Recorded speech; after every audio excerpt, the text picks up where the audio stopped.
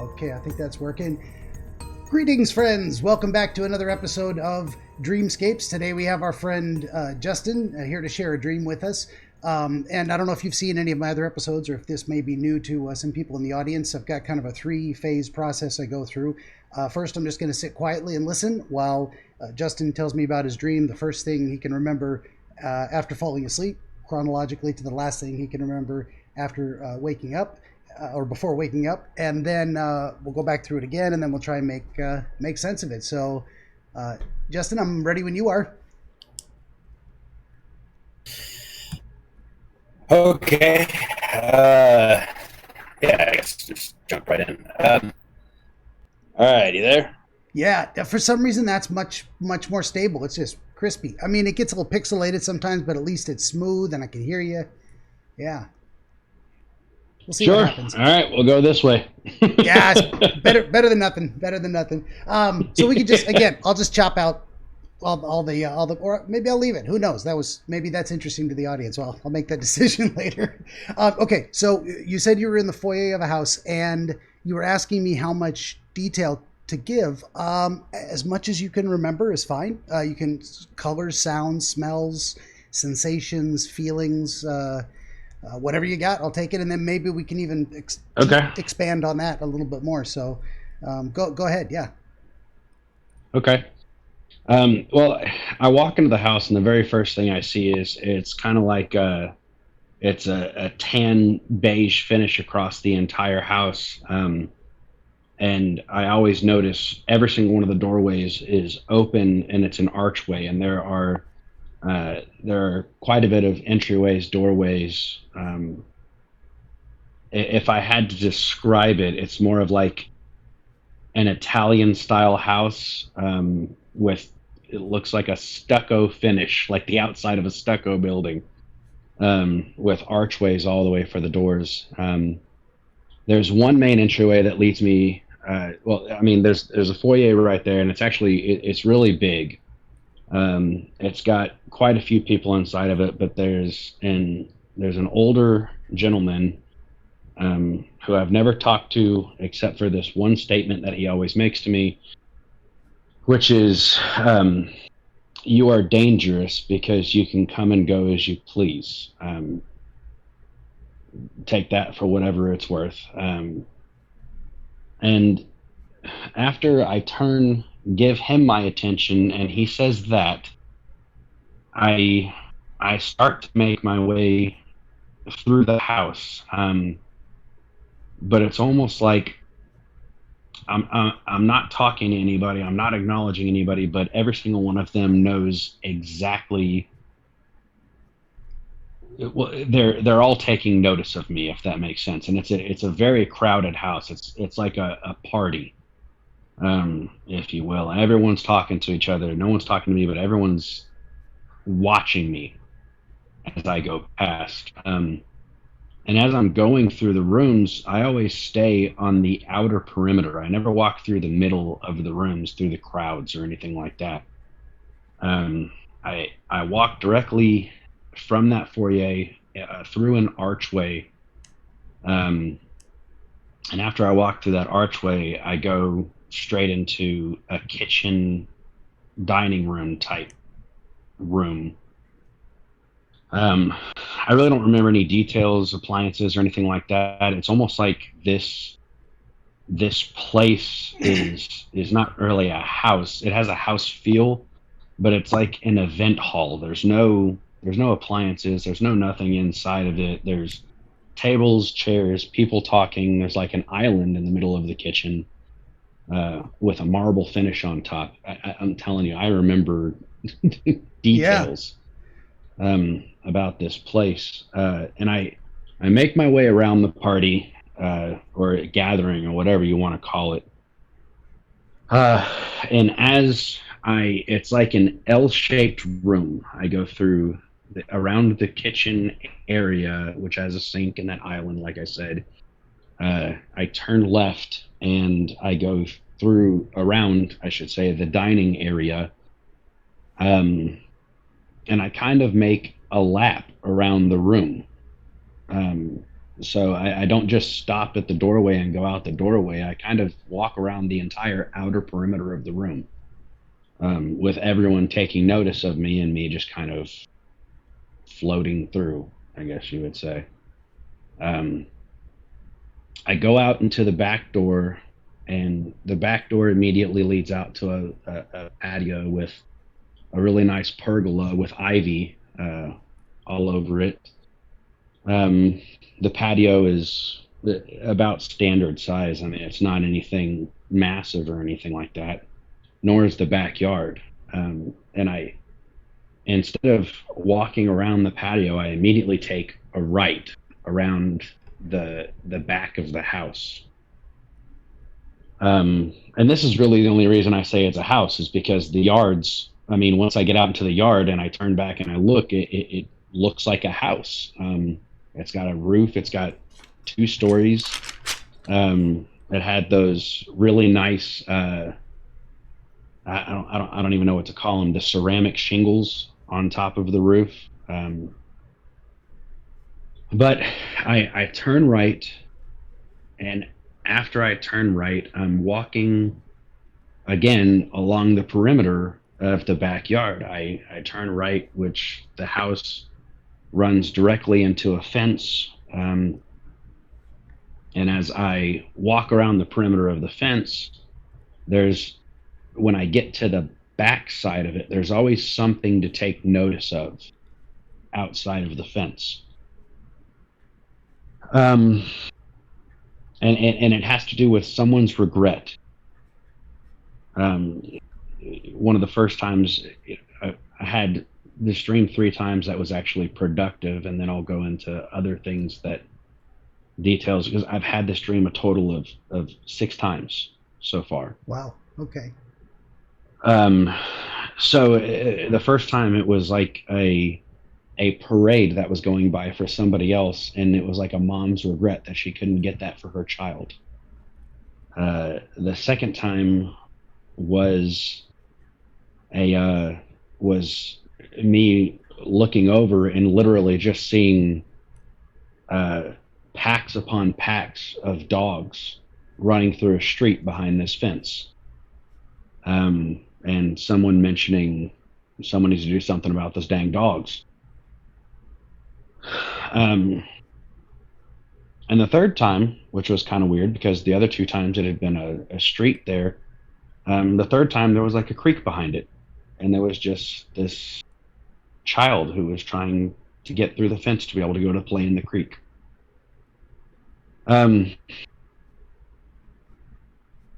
So I make my way over to the left side of the yard, and I walk around the entire perimeter as well. And there's kind of like a side yard there, and I take notice of the side yard and kind of notice a conversation happening there, which has changed multiple times.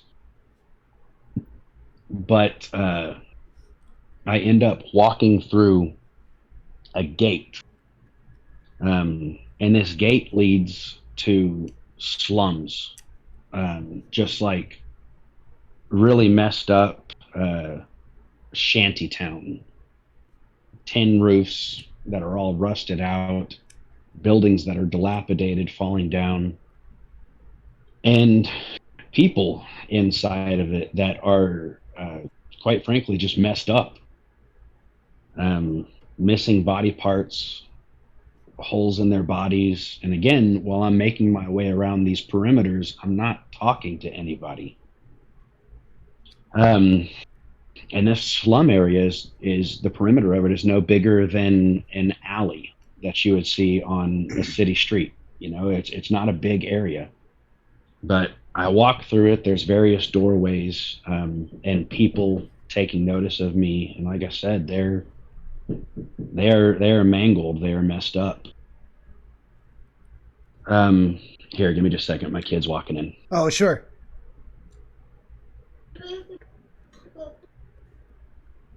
As long as you're good.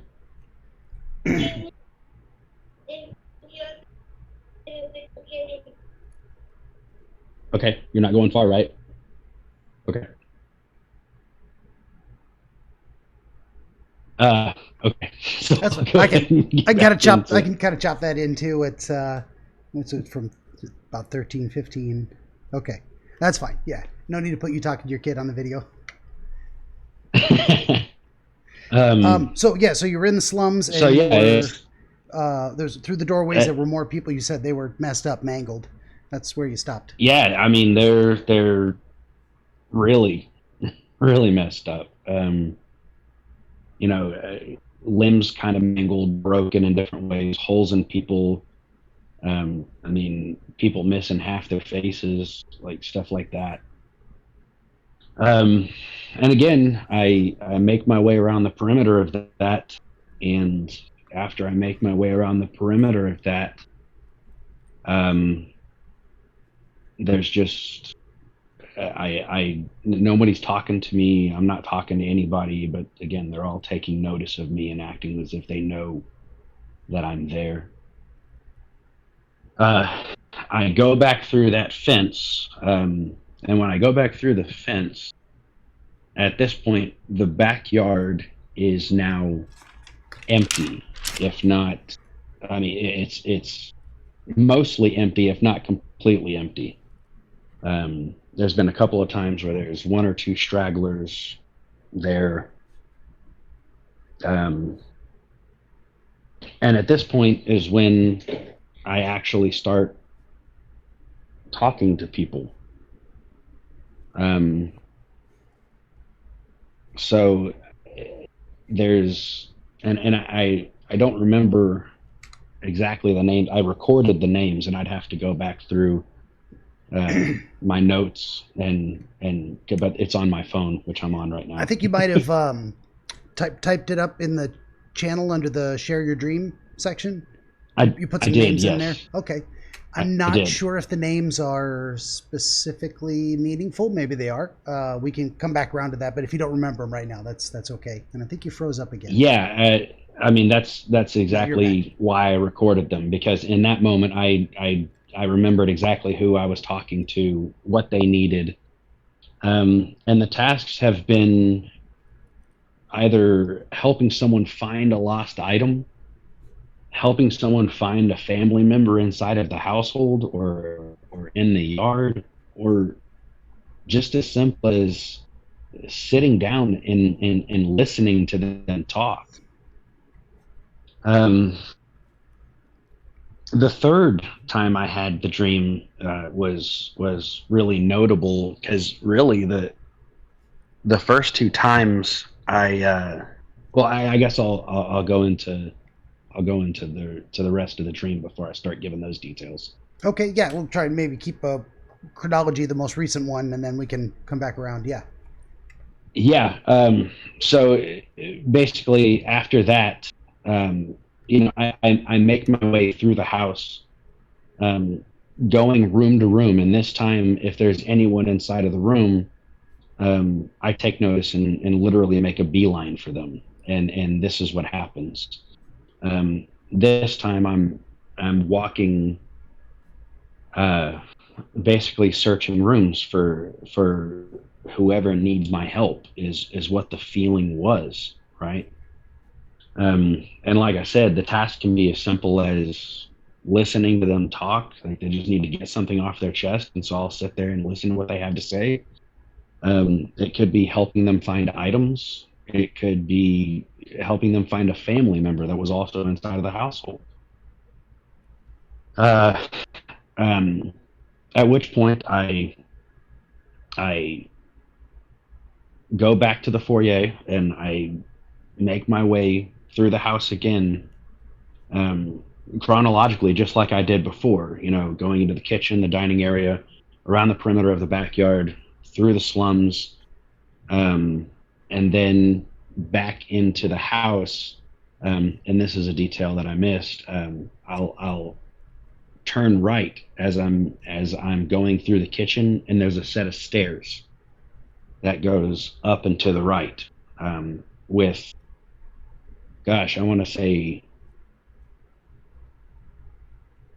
about 12 rooms along this hallway, six on either side.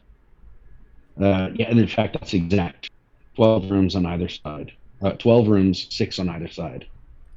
And I just go from the front to, I clear each room like I would as if I'm searching a house for something. I go to the left room and the right room, and then go to the second set of rooms, left, right, third, left, right, so on and so forth. And like I said, at this point, I make my way back downstairs, and I turn right back into the foyer, and I kind of walk around the perimeter again. It's as if I'm doing a final sweep. But there's no one there this time. Each and every single time, there's just been no one there.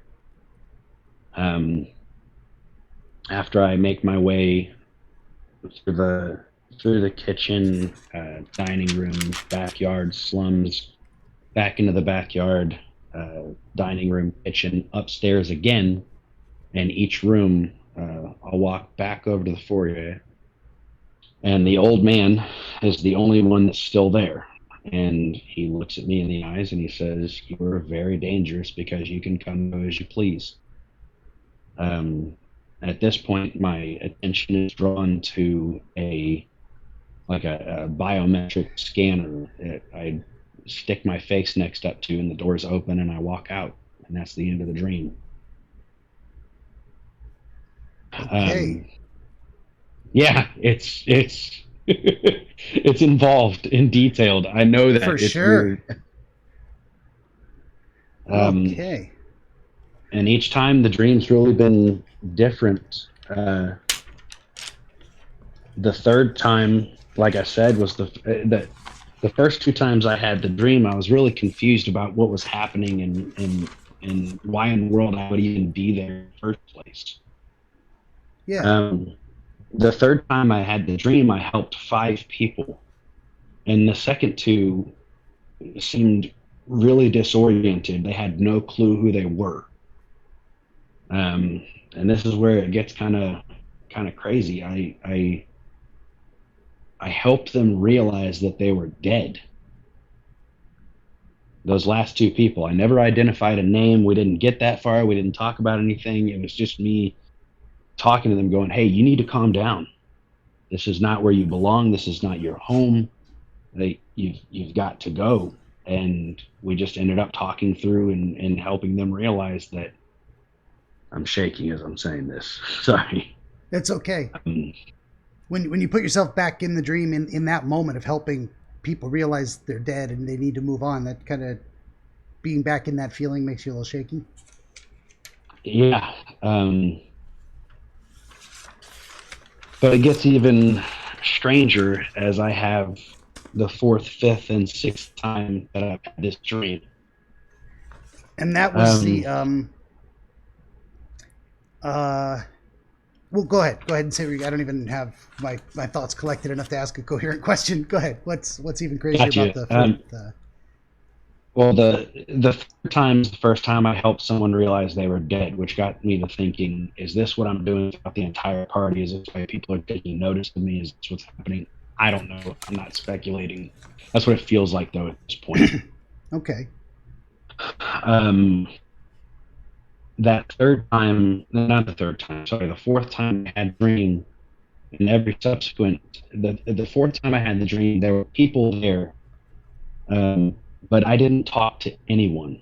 I made my way around the perimeter of the house, yard, slums, just like I always did. But this time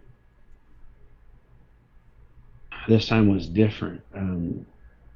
There were dark entities standing behind people, literally like torturing them.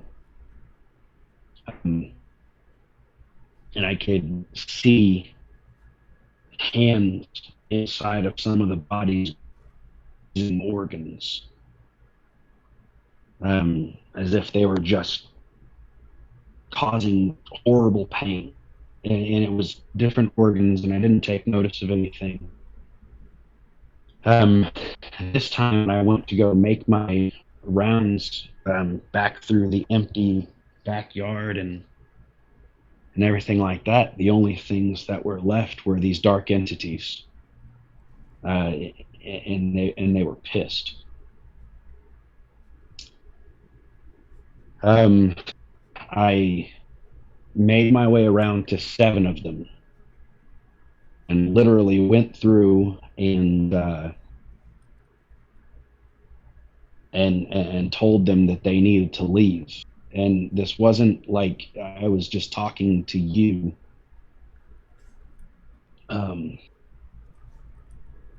There was points where I was speaking in languages that I don't even know.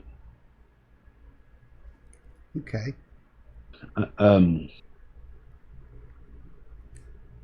And just blasting things. And by 1, they cleared the house. The 5th time I had this dream, there was nothing but these dark entities in the house, in the yard, in the slums, and they all watched me. It's as if they were studying me.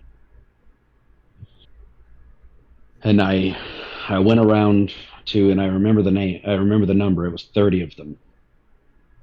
And they didn't fight me. They just left. It's almost like the first time, the 6 that I encountered and talked to, they put up some sort of a fight, you know? This 5th time, it's almost like they were just studying what I was doing. Like pawns. Okay. The 6th time I've had this dream,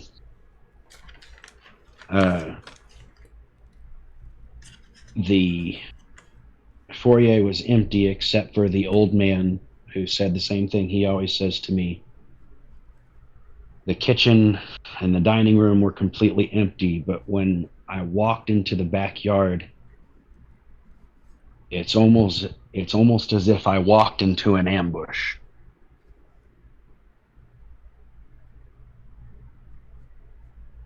Okay. And I'm talking fight. Physical fight for my life.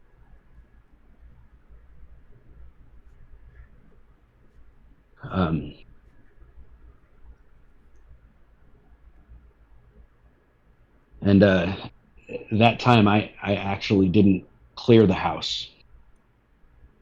I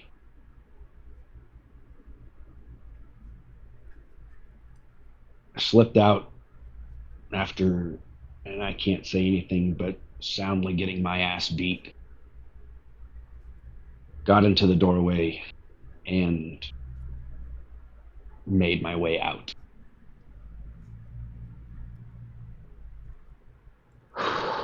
Okay.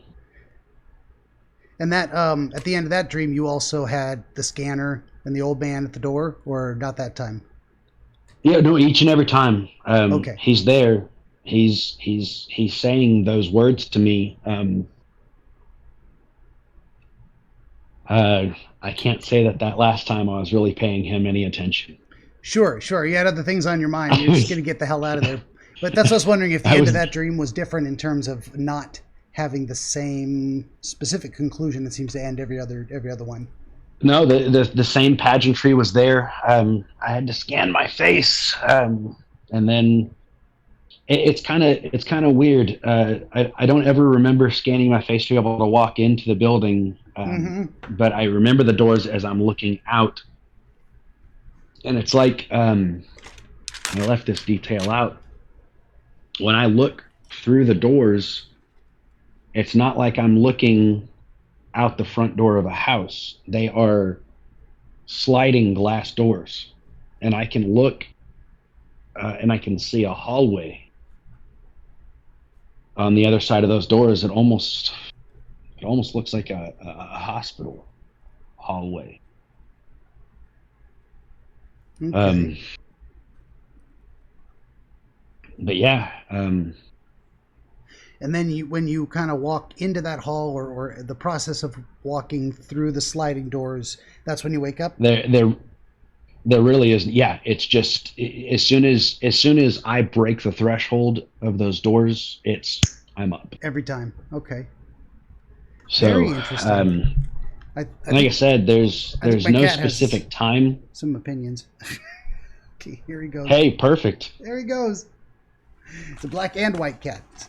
Good I luck. hear they're really good with this stuff anyway, so I'll take all the. He's wearing a tuxedo. He's very serious. Yeah, He's hey, gonna hey. chill over But there. he's also here to party, and you can tell.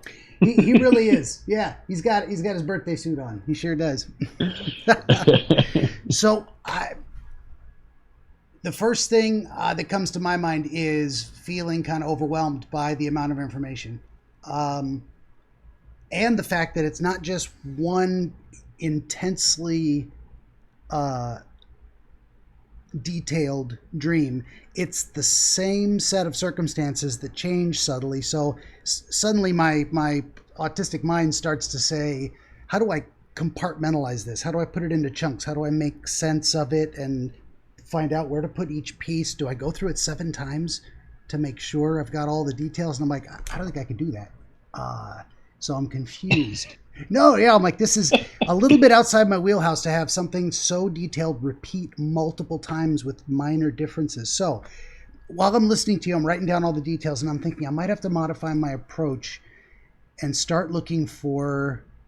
Usually I would wait until later, and we would go through the whole thing again in detail, trying to pull out more details. But I think we kind of did that already. I think there's more to it. I think there's some things we could dig into, but the amount that you remember already gives us a lot to work with. I think you moved that back.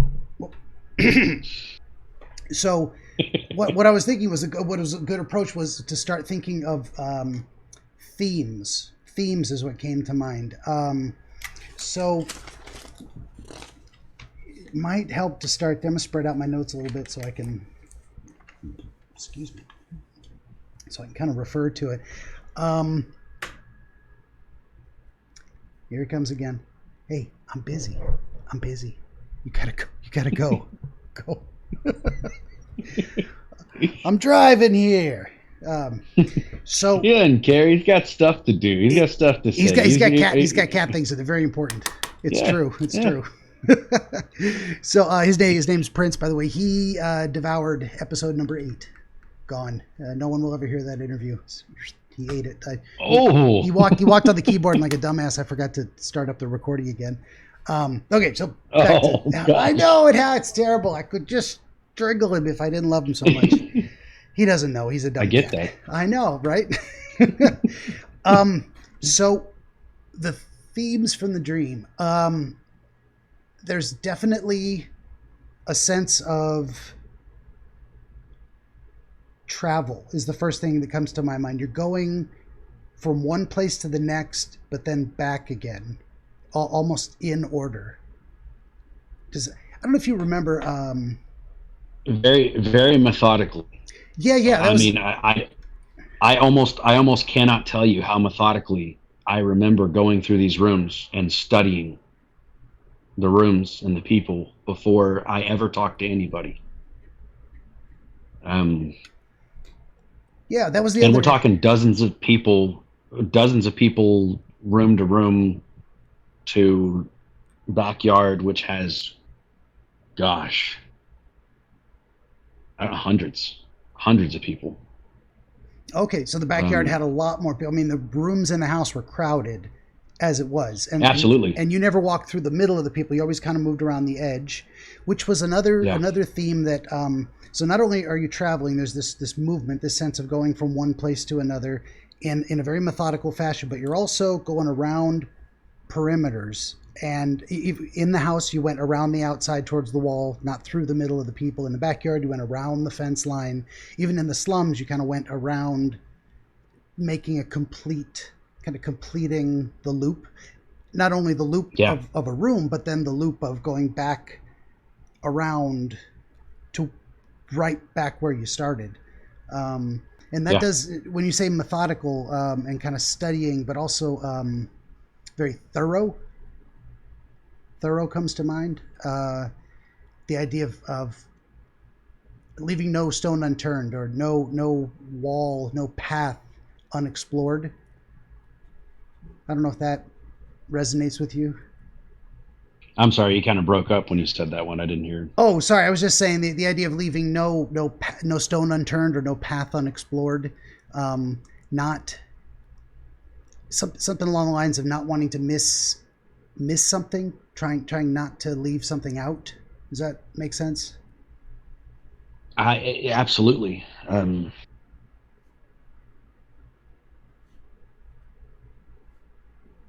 Yeah, it almost seems like it almost seems like to me the dream comes in three phases. Mm-hmm. The first phase is kind of just recon. The second phase is going in and taking care of things that actually need to be taken care of after all the superfluousness has cleared itself. Mm-hmm. And the third phase to me is verifying that everything's taken care of. Okay. Before I mean,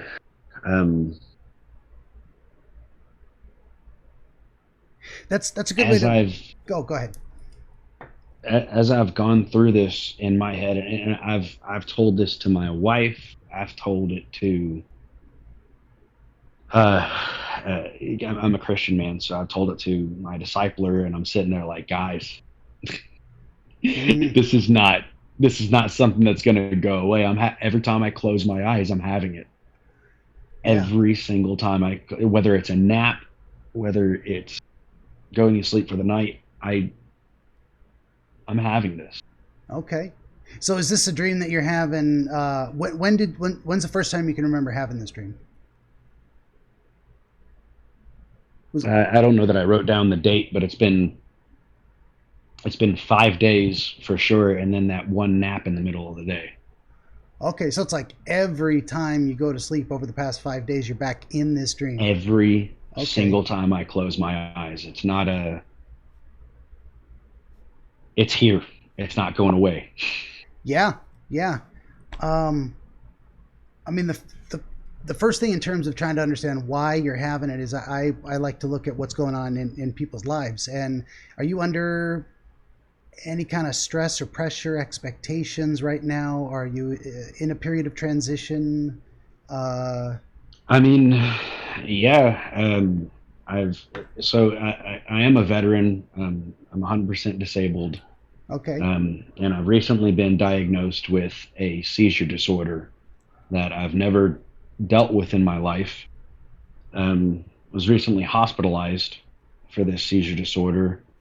I was in the hospital for 48 hours, and with them recording me having breakthrough seizures. Wow. What was the time frame for receiving that diagnosis, having that hospitalization, then the dreams beginning? How close did all that happen? Well, they've been trying to figure out whether or not I was having seizures for the past year. Okay. They were really only diagnosed within the past 2 months. And then the hospitalization was in the past 2 weeks. Okay, so it was pretty recent to when the dreams started. Right. Can you think of anything that happened in the day or two prior to the first time you had that dream? Some change, some new information, some realization, some onset of a specific concern about the future? I mean, kind of all of this. I mean, my license has been revoked, so I cannot go to work. I am stuck at the house. Oh, yeah. I've been working since I was 15, whether it be in the military and I'm 32 now. Yeah. So I am, and our children are being homeschooled this year, so I'm having to fall into the role of basically housekeeper and nursemaid as well as teacher. Yeah.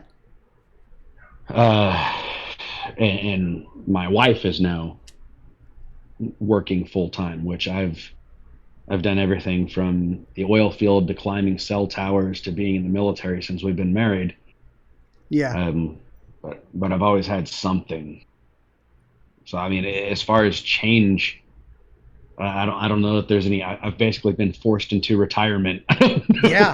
Well, in terms of I mean, change, everything has changed. Everything. It's all different. Yeah. That makes a lot of sense in terms of just getting back to kind of those themes I was talking about. This idea of, well, you talk about in referencing your military experience, the phraseology you're using. Phase 1, kind of recon. You're moving through to observe, very methodical, and probably get a lot of that from the military experience. There's a method. It's step by step. You do it this way. It's as they say, there's the right way, the wrong way, and the army way, and you do it the army way. That kind of thing. Well, I mean, the Marine way. I got to be that guy right now. For not sure. Army, Marine. Semper Fi. Yeah, for sure. And then phase 2, once you've scoped it out, you go into, take care of business. And then phase 3, the kind of after action report assessment. Did I get it right? Is the house clear? That kind of thing, almost like clearing a house, so to speak, which you did. Yeah. In some senses. What am I trying to say? So probably, you tell me if this resonates with you, the idea that now that you're kind of cut adrift from a lot of your anchors, a lot of the things that were part of your identity, the daily act of living through a lot of different experiences, all those gone. Now you're searching again. You're like, who am I? What am I doing here? How do I not justify my existence, but what do I do with myself now? What do I do now? Does that kind of make sense? Are you in that frame of mind in general? I really couldn't have said anything better myself. That's exactly where I find myself. Okay. Of course, I went through that phase where I'm sitting there like, gosh, dude, I feel like a useless bump on a log. Yeah. But I have a lot of really good support around me. A lot of veterans that I can tell anything to. I've struggled with PTSD for years, and we can go into a plethora of detail there. I prefer not to, but we can.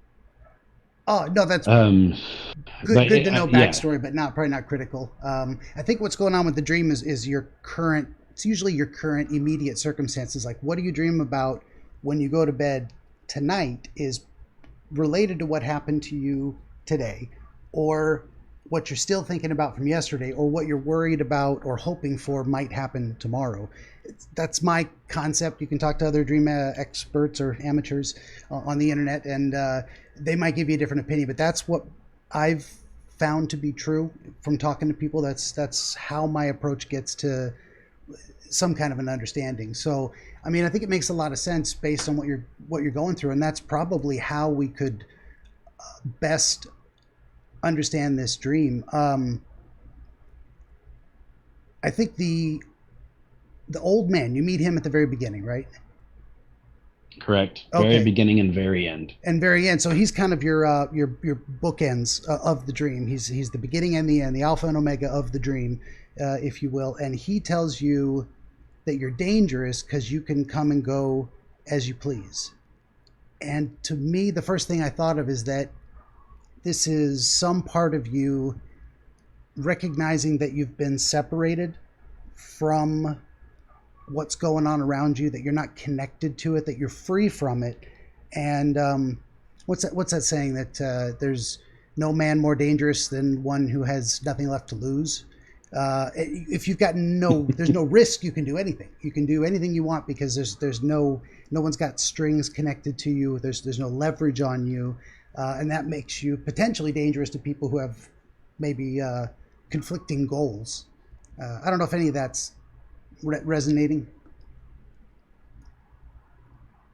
I mean, sure. I know this is gonna sound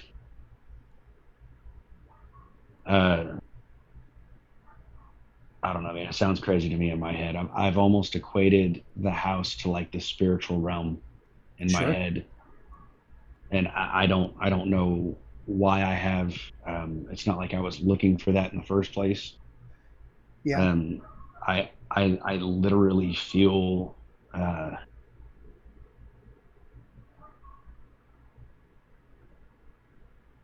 Gosh, dude, this is I've never even gone through this thought process before. But what it feels like is that I don't know. You ever watched that the shows where mediums go through houses and help people move on and everything like that? Yeah. Man, that's what I feel like. Okay. Sure. And it's That's almost like your. it's too. Oh, and I don't know if that means anything. I don't know if that's literally what it is. I'm just telling you what it feels. Sure. That's what it feels like when you're And gosh, I mean, in the dream. Yeah, well, I mean, even thinking about it afterward, Sure. just kind of going through tasks that I help people complete, or even thinking about the weirdness of speaking languages that I don't know to beings that I can't readily discern. Yeah. Yeah. Even down to them ambushing me when I go into a backyard. Mm-hmm. I don't know. I don't know if, man, this sounds crazy to me. I don't know if I'm doing this literally or if I'm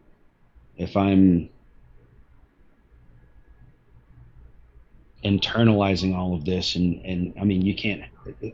I think you have a good point there. You can't help but look inside and figure out who you are when a huge change like this happens in your life. For sure. Yeah. And I'm sitting here thinking now maybe the house even represents me going through myself. It could be. And Yeah. just kind of finding places inside of me that, I mean, I have nothing else to grab my attention anymore. It's not like I have a daily work routine or places to go or what have you. It's just I'm here. Yeah, so, you've really been, as I was saying, cut adrift without those kind of anchors that structure our day for us, involuntarily, in a way that keeps us sane. Whereas if you can go anywhere and do anything, you have absolute freedom. But it's like some people, someone said, absolute freedom is like being in the middle of the ocean. You can swim in any direction, but they're all the same. You're in the middle of the ocean. Where are you going? You can go anywhere you want, but there's nowhere to go. So that's a horrible feeling of like, just show me some land. Just give me a North Star. Yeah. So that might be part of what you're experiencing. And it doesn't surprise me at all that you would put it in a spiritual framework if that's something very important to you. I'm not an expert on, say, biblical dream interpretation. I don't tend to go the supernatural route in terms of you're actually fighting demons in your sleep. Maybe. I don't know, but that would not be my first. And I'm comfortable with that if that's what we're doing. And if that's okay, yeah. I don't know, maybe, but that would not be my assumption because I'm not. I don't go that direction with my thought process. So I would generally personally relate it to you using your spiritual understanding as a framework to express other things you're exploring in your life, questions, unresolved. Things you're trying to work through. What am I trying to say? Things you're trying to decide how you feel and what you want to do about. So it seems to me like using the house itself as a metaphor for you, like you're going inside yourself. And let's say if we took that as an argument for granted. Okay, the house is you, and the old man is telling you you are dangerous because you can come and go as you please from inside yourself. You can go inside yourself and look around, and I keep coming around to that idea that it makes you, and dangerous isn't a bad thing. You want to be dangerous to bad people, of course. That's a good thing. You want to be harmless. I've Go ahead. Yeah, I've when he says it, I've really never taken it as a bad thing myself. Fair enough. That's what I was going to ask too. Did you think he was insulting you or warning you? How did you feel about his? Like he just needed to say it. It had to be Very, said. Matter of fact. very matter of fact, an old man walking up to somebody and saying, "This is how it is, and this is what this is." Okay. And That's how I've always taken it. and you generally, like in your waking life, appreciate people being direct. Just tell me what it is. I can deal with it. Don't beat around the bush. Absolutely. Okay. You couldn't have hit that better on the head. That's me to a T. Right. Like I don't care if it's good, bad, ugly, pretty. Tell me what it is, and we'll deal with it after that. Yeah, yeah. Other than that, you start sugarcoating stuff, and I start telling you to get to the point. Yeah, yeah. No, I'm pretty much the same way. Just be direct. If it's bad news, tell me. Rip off the Band-Aid. Let's find out if it's infected. Whatever we got going on. Right? Yeah. At least then we can deal with it in an honest light. But no. Okay, yeah.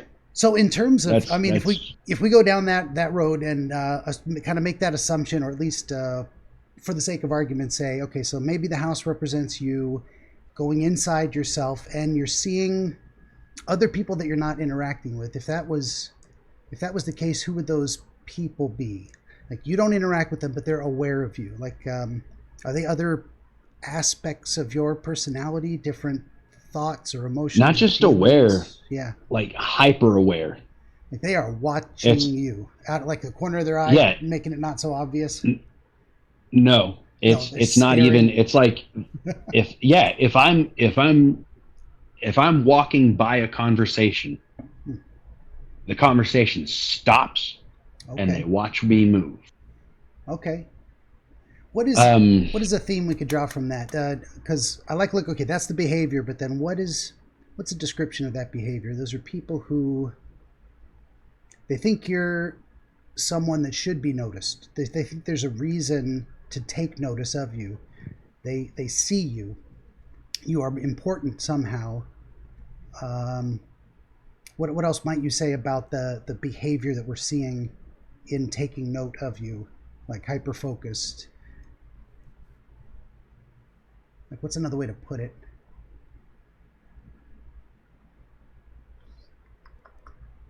I don't know. To me, I've always had a feeling like the conversation was happening, but when I'm close to it, it's like they don't want me to hear what they were talking about. Okay.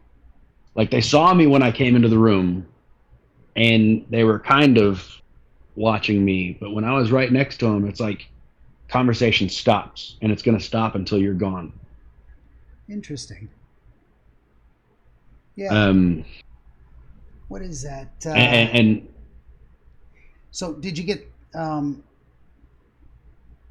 got the feeling that they didn't want you to hear what they were saying, but was it to keep you ignorant, or were they guarding their own secrets? Like this is private. Were they? No, it's like it was private. Okay, it wasn't really to keep you out. It was more like this is just none of your business. We're gonna wait for you to leave. Yeah. Okay. It was just as if they were having a personal conversation, and without saying it, they looked at me and said, "Hey, guy, not a conversation we want you in. Okay. Just keep moving." I'm trying to put that in the framework of if the house is you and you're inside of it, then all the elements inside of it are you as well. Maybe there's elements of yourself you feel like you're better off not knowing. I don't know if that makes sense. That's probably not the way I was trying to describe it. Or like maybe this is not what you're looking for. Keep moving. Does that make more sense? It's a possibility. Okay. But I mean, that also kind of strikes with me. I have literally said that phrasing before. What is it? Man, without going into military experience and everything like that, I did what I did. Does that make sense? Yeah. Yeah. So the idea when I said there's parts of you don't want to know, keep moving. Is that the phrase you latched onto? Actually, yeah. For Okay. some reason, that phrase makes me feel a little bit more. I don't know. I identify with it a little bit more. Sure. And that's how we know Um, if something's relevant or not, because you're going to get that feeling of that this is meaningful. Like the idea of uh, we have so many different senses: sight, sound, touch, hearing, all that good stuff. And then we also have something called proprioception, which is the reason you can kind of make your fingers touch. If I do it right, there we go. Like I have a sense of my body in space. We have a lot of other senses. We also have a sense of meaning when something has a purpose versus no purpose, or has meaning versus no meaning. And if you get that feeling, that's how you kind of know. That's why I say it resonates. You get that harmonic feeling. I don't know how better to describe it. So, no, I mean that definitely connects the dots. What you just said connects the dots. okay. To be honest, I've said in counseling, I've said to veteran friends, I've said to people. Well, I mean, I don't know why in the world people ask this question. And if anybody's watching this and somebody tells you that they're a war veteran, don't ask them if they ever killed anybody. I don't want to answer that question, and you don't want to know it about me in the first place. Yeah. Like, what's that going to do for you? Right? So, Yeah. seriously, is that the question you want to ask right now? Maybe they think they're But being then there are compassionate, people but who I are think it persistent. just comes out as nosy. Yeah. Man, I don't know. I'm a I'm a pretty not introverted but introspective person, Mm-hmm. um, and I also I dissect the world around me. Um, Mm-hmm. Conversations that happen throughout the day, I'll dissect them. What did I say wrong? What could I have said better? And not necessarily in a regretful way. This is just who I am. It's like it's exactly what you described. It's an after action report. Very analytical. Later on, Yeah. I'm assessing the day and what could I have done better? How can I fix it? Know yourself and seek self improvement. Like Yeah. I live by those words. Um, but I have literally said to people, and to bring that full circle, I've said, Mm-hmm. listen, guys, there's parts of me that I don't want to know, much less you know them. So Yeah. let's just leave that where it is. Yeah. Which And, is one and, way and of. man, Go ahead. I don't see that as any weird flex or anything like that. A lot of people are like, oh, you must be Jason Oh, Bourne. And I'm Mr. like, Tough no, Guy. man, Yeah. there's just things that are reality in life that I would rather leave as if it was a horror movie that I watched. Yeah. Yeah. I mean, you I certainly mean, I can't have, bring that experience home with you in a physical way. And if you're out of that environment and it was stressful enough, you probably don't want to bring a lot of the memories with you either, or talk about it all the time, any more than you have yeah, to deal with it. and I mean, I have been actually dealing with those things in a healthy way because for the longest time I shut them completely out. It's usually a first step. A lot of And people do. Yeah. man, that's not beneficial in any way. No. If anybody's going through a bunch of stuff, I can tell you right now, shutting it out and completely like pretending it never happened is the best way to screw your psyche up beyond all repair. Yep.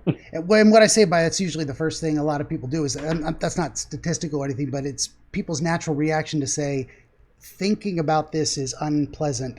I'm not going to think about that.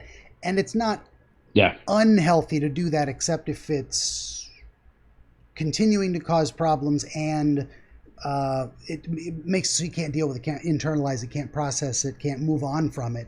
Pretending it doesn't exist is Right. different than saying I could just forget about it because it didn't affect me that much. But if it did affect you, Yeah. Well, I yeah, mean, it's a natural it's first the impulse. same.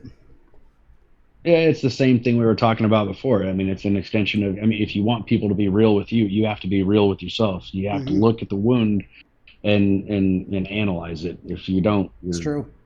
you don't know if it's affected. You don't know if it's still broken. You don't know if you're just there. So, Yeah.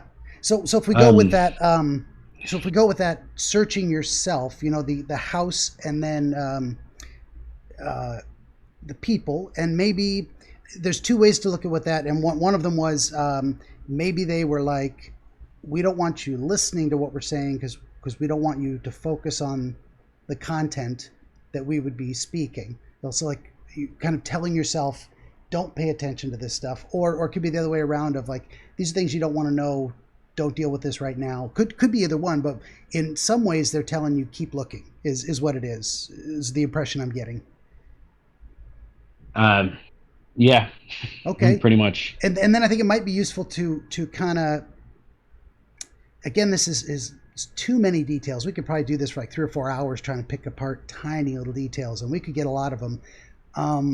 So I'm actually, this is now what I think episode 11 or something. So after 10 episodes of one method, I'm trying something new here in terms of, it may be more important to say, what does it mean to be, say, in the foyer area with all the doors, and then to move into the kitchen, but then to go from kind of the kitchen back around out to the backyard, and then the backyard takes you to a slum area. Each of those places probably represents something. So what do you get when you think about? I'm sorry, you're paused for a moment. I heard each of those play. Oh shit! Am I back?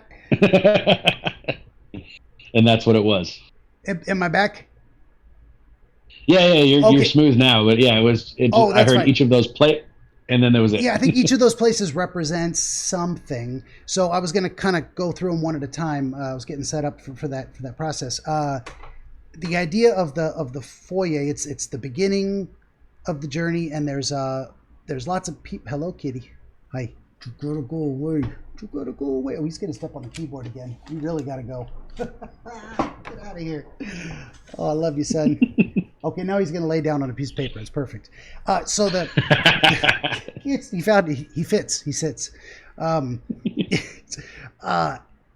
foyer comes to my mind that it represents an entry place, a place of beginning, and a place with lots of other entries to other places. So there's a tremendous amount of choice. What can you tell me about a little bit more about that area in the very beginning? What are you feeling in that room, or what do you relate that to? I don't know. To me, if I were to describe the feeling standing there, it's like I know I have a long day of hard work ahead of me, and it begins with the first step. While the foyer is open, there really aren't many choices. There's windows that I kind of take notice of, but you have the archway that goes directly into the kitchen, and that's where you're going. Okay, I'm glad that I asked. I thought you said directly beyond that archway. Yeah, no, directly beyond that archway is the stairway that I told you that I go up in. It's inside of the kitchen, but every single one of the doorways in the household, and I may not have communicated this correctly, every single one of the doorways in the household, there's no doors on them. There's no hinges. They're all archways. Okay. It's every single doorway is an open arch, except for that gateway going into the slums. In fact, even going into the backyard, I don't really remember opening a door. I remember just passing into it. So the only actual two doors that you can remember are the sliding doors beyond the biometrics and the gate to the slum. That's probably significant. The idea that so what is a door? A door is it's a barrier. It is something which can be open, but also something which can be closed. It's a place for creating or an object that creates privacy, or there's a lot of other associations that could be laid on top of that. I mean, if we're going with the theme of this house representing myself, something that stands out to me is the gate to the slums is literally me shutting out whatever is there until I want to walk into there and deal with it. Keeping it contained behind that door until you're ready to open it. Yeah, and even the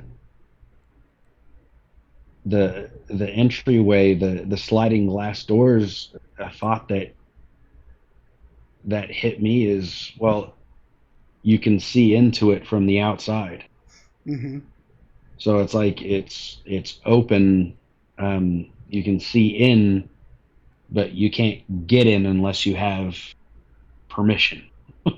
Yeah, that was the other thing that kind of, and I forgot to mention this too. It relates maybe to the idea that the house or this environment you're passing through is your mind's representation of exploring itself. Is that biometric lock? Is that, of course, you can come and go. You can get inside your own head because you got the key. Literally, biologically, you got the key to get inside your own head in a way no one else can, even though there's a window kind of at the very beginning, just to the entryway. People can kind of see maybe through that glass from the other side. And the idea that it's a hospital on the other side is, well, what do you make of that? Some ideas come to mind, but what have you thought about that a little bit? Like why there would be a hospital immediately on the other side of the foyer? I really haven't. I've Okay. taken notice of it, and I'm like, that's kind of weird. It seems strange to you when you think about it. Yeah, I mean, the only thought that I really just had was, if I'm looking at where all the action in dealing with things happened, it's beyond where you can see that inside of that glass door. I think that's really important. Um, Yeah. you would not be, if you were looking into that glass door, you would see the foyer and a little bit of the kitchen, Yeah. to the back wall, but there's a whole section to the right that you wouldn't be able to see, and you can't see the staircase going up into the attic, and you certainly wouldn't be able to see the backyard. Can't see the backyard, can't see the Um, slum. Yeah. Those are all well, things that are further and further removed from the surface. In a sense, well, buried deeper back into the experience than what would be the visible from the front. backyard, Yeah. yeah, and the backyard and the rooms are traditionally where I have found people that needed help. Okay. So it's the Um, foyer or it was upstairs. You said the people needed help or the backyard? upstairs, Okay. in the rooms or in the backyard. Okay. Never in the slums. Like I said, I've always cleared the slums, but no one's ever talked to me. It just kind of like, once I make a round through it, it's just empty. Mm-hmm. Um, and then again, I go through the backyard. There's been one or two people inside of the backyard. Um, I have found someone in that recess of the kitchen that you wouldn't be able to see from that sliding glass door. And then I have found uh, other people, um, upstairs in the respective rooms. Okay. Um, and the the one thing that's sticking out to me now, and I don't know why, but the two people that I had to help realize they were dead and just kind of talk them down off a ledge were in the backyard. Okay. It was when I came directly from the slums, walked in there, and these people just looked panicked, had no clue where they were, who they were, why they were there, Okay. and just kind of literally just had to grab by the shoulders and be like, "Hey, what's going on?" That was kind of the Um, nature of the experience you had with them was you approached them to help them, but what you asked them was you asked them what's going on, or did they come up to you? yeah, no, no, no, no. They didn't approach me. Okay. In fact, none of the people that I've helped approached me at all. I Okay. walked up and engaged them in some way, shape, or form. Um, Yeah, you kept saying the only person that actively spoke to you was the old man at the beginning and the end. Everyone else, they either wouldn't talk to you or you initiated the you approached them. yeah, Okay. So I guess a thought that comes to my mind on that is that on a broader level, um, you have maybe a head full of ideas or potentials. I mean, if we just identified each person populating the area as a different idea, uh, maybe you're having the experience they're not coming to you. These ideas are not popping up. You have to go looking for them. You have to approach them. You have to try and find out what they're doing. I don't know if that resonates at all. Like you're doing the soul searching and trying to find your place again, trying to explore your new internal environment, and the experience you're having is actually trying. Yeah. Actually, yeah. Even talking to my wife, I've said, I've always had an idea of what I needed to do next, even when things looked dark, even when it looked like we may not be able to pay the bills or something is happening, right? And we've been affected everything from bad landlords to Hurricane Harvey. We live in southern Texas. Oh, wow. Yeah. We've had, over the past 10 years, quite a bit of change, shake up, and, from me wanting, being denied reenlistment because a tattoo was too close to my wrist by 2 centimeters. Oh, that's terrible. Like, I honestly think it was because of injuries that I sustained while I was in, and they just didn't want us, because you have a massive scar that leads into your stomach. Yeah. So, yeah, I don't know. There's a lot there. Yeah. And I mean, I could go back through personal history, but suffice to say, the past 10 years that we've been 9 years that we've been married, almost 10. The past 10 years that we've been married has just been riddled with change, but this is the first time I have no way to solve this. So you're looking for answers. The answers aren't coming to you. You got to go and find them. Yeah, and even me trying to find answers just doesn't seem to be. I don't know. It doesn't seem like I'm helping anything by trying to go find answers. It seems like I keep getting doors slammed to my face. Yeah, that might be another reason for the recurring nature of the dream, is that you're. So I wrote down that it seems like you're in a loop, and the loop repeats, and it repeats multiple times, and then it's also repeating over multiple iterations. So you have a loop of repeating loops, which probably kind of speaks to how you're feeling in your own mind, going in circles about how do I make sense of what I'm doing? How do I, you don't feel like you're going forward. You're kind of going in circles. Is that, I don't know. I don't want to put words in your head. No. You're not. I mean, that rings true. Okay. I've gone through multiple careers, and because of health issues or some ridiculous situation that just seems beyond our control. And like I said, I'm a very introspective guy. Yeah. When something bad happens in my life, the first thing I do is, what did I do to cause this, so that I never do that again. And without, I guess, at the risk of sounding like a whiny excuse maker, I felt like there's just been a lot of things that have been out of my control that have brought me straight back to square one. That does happen. Yeah. No, that's absolutely true. And especially if you're like just being honest with yourself of like, okay, what could I have done better? How could I have? I like the biblical words. So I'm not technically a Christian, but I appreciate mythology from many cultures, and the story of Noah's Ark. I love that one.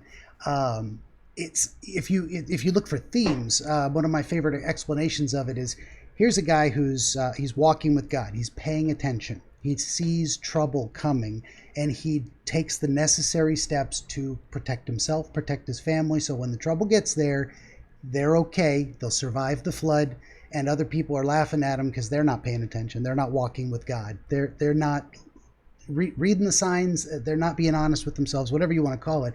So every day, I tell people you should be building an ark in your life, for yourself, for your family, because shit happens. It really does. And sometimes you can't see the flood coming and it gets you. It just It's the only guarantee in life, right? Yeah, shit happens for sure. It's going to happen again, and it's going to happen to you, and it's going to happen to me. That definitely resonates and with me too. And sometimes all you can do is just embrace the suck. Yeah, and you can build the arc and be prepared for it, and even surviving, it still sucks. I mean, did you watch the movie they made with what's his name? That guy. That was Russell Crowe. Russell Crowe. That was not biblically Yeah. accurate, but beautiful. I love No. that. That was a good, Yeah. good movie, and that was a rough experience. They lived, they survived the flood, but man, they suffered. So it doesn't mean you're not going to go through shit. It just means sometimes it could have been worse. Probably where I'm going with that. No, I mean, I identify with what you're saying. I get what you're saying. I don't know if it directly applies as to subject matter of what we're talking about. No, it may not relate to the dream. No, but just in general, the fact you were going through things. Floods happen. I go off on tangents like that too. But so we were talking about there's probably something significant to the idea that after you leave the house itself is where things get a little dicey. You talked about the slums are attached to the backyard, so that's outdoors. That's outside of the safety or structure of a home environment, and kind of outside the world in general is a dangerous place, and you'll even find a lot of messed up people out there. I guess I didn't ask you much, or I don't remember your interactions with the slum folks. They were aware of you, but they left you alone. They were just messed up and present. I've never helped anybody in the slums. I've never talked to anybody in the slums. They're there. I know they're there. They keep a respectable distance from me. In fact, I mean, if I'm remembering correctly, which I believe I am, when I've seen people in the slums, they've been inside of the doorways and kind of shrinking back into the doorways. Okay. Almost like they're afraid of you. Or don't want to be seen. What would you get the impression is for them staying inside? Cautious. Not necessarily afraid, but it's kind of like, not today. Okay. We don't know you. You can just stay over there. We're going to stay over here. Do your thing. Yeah. It's really unfamiliarity. If I'm putting a name on it, it's kind of just like, I don't know you. What are you doing here? I'm just kind of going to go back into my area, let you do your thing, and I'll come back out whenever you're done. And I assume, being kind of introspective on this thing, you would have thought about the connection to your military service with seeing people who have been damaged, or having been in an area that maybe looks like the slum in your dream. Is it reminiscent of someplace you actually were in real life or at all? No, this is a pretty unique area. Okay. I mean, I've been in war-torn areas. I've been in. It's not a. Gosh, it's like, and I hate to say this, like the entire country is just a shithole, but it's kind of like when you go straight into across the border into Mexico. Like even if you're going into Tijuana, the buildings are just like lean-to buildings made out of 10 sheeting metal roofs, and if they're lucky, if they have cardboard holding up one side of the gotcha, kind of thing. Okay. Because you didn't describe it as I'm thinking particle board. Gotcha. Yeah, you didn't describe it as, say, a war-torn area. It wasn't blown up and damaged. It was just a shanty town kind of. Yeah, no, they had it's almost like it was built up the best it could be, but that's what they had. I think you broke up a little bit there. I missed part of what you're saying. It's frozen on your face. I just said it's, what did I say? That it's almost like it was built up the best it could be, but that's just what they had. Okay. And they had made something out of what they had there, and that's just kind of the best they could come up with, is what it really seemed like. The note that I made when you were talking about the slums is, kind of dilapidated, and that the people there were you described missing parts, holes in their body, mangled, broken, and the theme I got was damaged, like damaged people. Does that resonate with you at all? The I idea of damaged people? Yeah, I mean, if we're going with the theme that we have been of this entire place kind of being me, um, it makes sense. I have compartmentalized, pieces of my past, pieces of things that have happened into a different part where I can go in and deal with them, but they Yeah, stay there. when you're ready. I mean, there's a gate to the slum. Like I mean, a slum being a place that is, it's not nice like the house. It's not pretty like the backyard. It's it's not a creek Yeah, it's not outside the fence. It's it's not something. finished. It doesn't have it's. It's a place that's not. I mean, I It's not. When I say nice, it's like it's not well kept. It's not well cared for. There's not a lot of invested effort in building it up. It's what you're saying, unfinished. yeah, it's not pretty, but people live there. Is the Yeah, best I could say there. If I were to describe it as anything, it's not pretty, but people live there.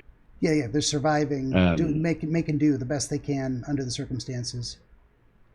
yeah, Yeah. I mean that's There's probably parts of yourself that you feel like that as well. That there maybe you don't have the time, the ability or the interest in building up certain parts of yourself, and maybe those have been kind of not. I don't want to say like not exiled, like they haven't been cast out. You will stay there necessarily. I mean, the gate is suggestive that it's maybe where you put things you don't have time for. Is kind of what I'm going for. Can't be yeah. And bothered I mean by. it definitely wasn't a hard gate to open. Yeah, It was just a latch, that little latch you put your thumb on top of, pull it open. yeah, for sure. And that would be a much different story if it was like a gate you had to break down with a sledgehammer or take a blowtorch to something No, it tightly was sealed. it was a swinging door that just opened up, and there Yeah, it was. Very again, I kind of, and I didn't get any. Sometimes you walk into those areas and it's just you're like, this is messed up. yeah, This is a bad place to be. I don't recall ever getting that feeling. okay, It was kind of like the old man. It's just this is what it is. It's matter of fact. Let's deal with this too. okay, yeah. And I think Um, it's significant too that you didn't have a sense of malice either from you towards the people or from the people towards you. There was just a mutual agreement to leave each other alone. that's it. Like there's something to that as well. The idea that they're if again if they represent parts of yourself, individual little ideas or feelings, they're not forcing themselves on you. They're not rushing you and saying pay attention to us. They're aware of you, you're aware of them, but neither one of you are really approaching each other. There's that idea of mutual agreement to just say you're going to stay where you are. I'm just passing through. I'm just kind of doing a little review, looking through my own mind. Don't mind me. I'll be gone in a minute. So something like that. Yeah, I mean, honestly, that resonates. Sorry if you see me playing with my ears. I have Bluetooth headphones in, so I'm trying Nice. to make sure they stay in. I've got. Well, I don't know if you can see. I've got a little headphones here too. I've got this. I can't. I don't know if you can see. You could probably see it. The people at home can't. This is my little audio box deal. So actually, I have to switch back and forth between Oh speakers yeah, and audio. So I've got these headphones going here, and this is actually better. These are really nice. Like they loop over my ear, and they fit real tightly. And yeah. it's They don't good. fall out Great. like mine are right now, so that's I good. know. But I did have a pair of Bluetooth that they connect just fine, and then they disconnect themselves, and then they won't work, and I don't know why. I don't know why it does that. Anyway, Yeah, for sure, right? More joys of technology. So, um, so we talked a little bit about the foyer being an entryway, and then into the kitchen. And I don't know if this resonates with you at all, but the idea of the kitchen being, they say, is the heart. The hearth is the heart of the home. I don't know if that expression. It's kind of where people come together to eat. It's where the the house is nurtured and fed. I don't know what a kitchen represents to you, and why it would be foyer, like from the entry to the kitchen to the backyard. You got pets there's too. my dog. Ah, wonderful. This is the bonus pet stream. Yeah, that's my husky Red. Oh, very nice. And what an original name. We actually adopted him, or I found him for my wife's Christmas present a couple of years ago. Very cool. And he indeed is a red husky, and they couldn't come up with any more original name. And by the time we got him, I was just like, okay, well, I guess this is your name. Oh yeah. Very nice. Oh, so we were just before the dog made his grand entrance. We were speaking of going from the entrance to the kitchen, and then we hadn't really kind of discussed maybe what the kitchen might mean to you, and the backyard might mean in terms of parts of yourself. Why those rooms and not something else? I mean, you didn't go into a laboratory, and then you didn't go into a jungle gym. It was a kitchen and a backyard, and what those might mean to you in terms of your experience, your understanding, and metaphors. Yeah, I mean,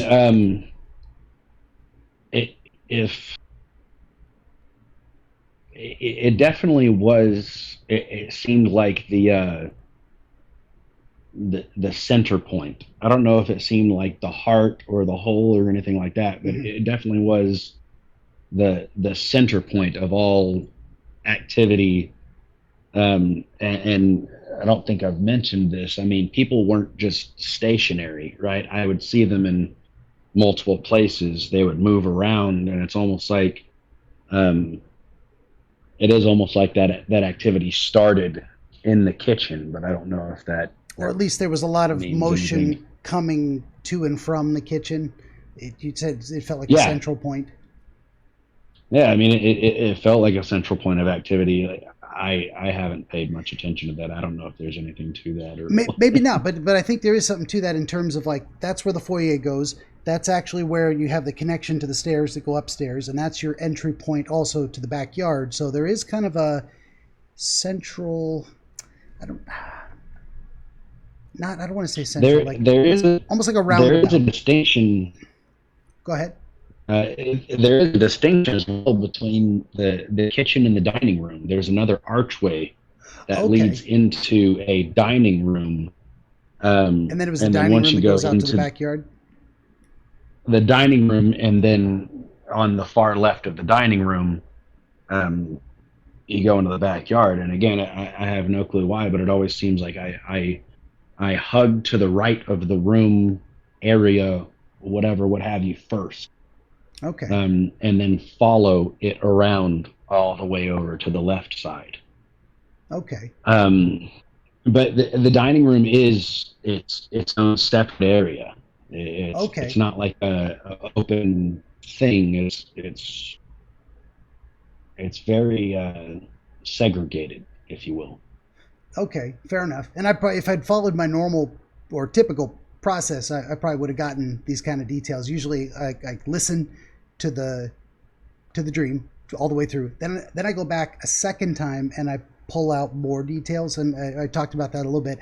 I would probably have. I have 5 pages now. I'd probably have another 15 pages pulling out more details. And then I thought it would just be too much to deal with. So that's why I decided to give it a try, a different way. Just maybe go more intuitive.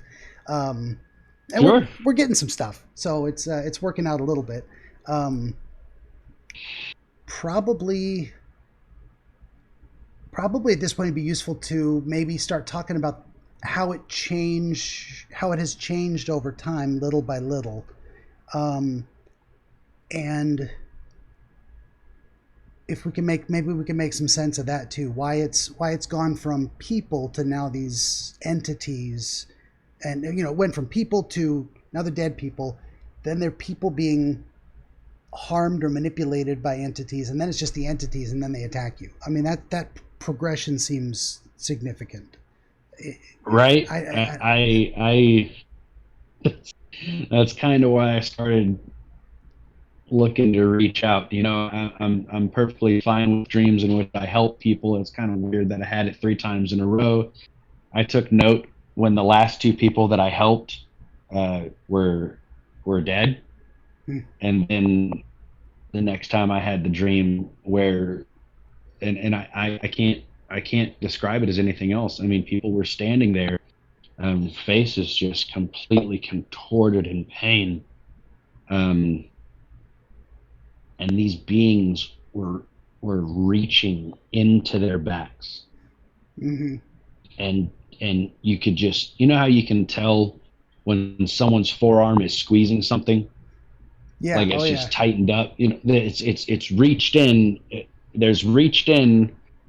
Like, I don't know if I can put something into it in my own mind. It's like when I'm fixing my truck, right? My arm can be fully extended into the truck, but that doesn't mean I'm grabbing anything. But you can tell the difference between when I grab a part and I need that part to move. Yeah, for sure. Um, that's really the best way I could say it. I mean, you could tell that these, and they were all, I don't know why I noticed this, but they were all, the arms, each arm, both arms were reaching into the person from the backside. So it wasn't just one; it was and both. and they were in different positions. It wasn't like each was just hugging the hips. It was like one's grabbing where the heart would be, one's grabbing where the stomach would be, one's grabbing where like the kidneys, the liver, the like, and it seemed to be in places where that would make some serious pain. And it's almost like I got the feeling that they were causing disease. Yeah. That's specifically what I got the feeling of, that these people didn't know the entities were there, but they were dealing with it in a physical manifestation such as cancer or pancreatitis or something like that.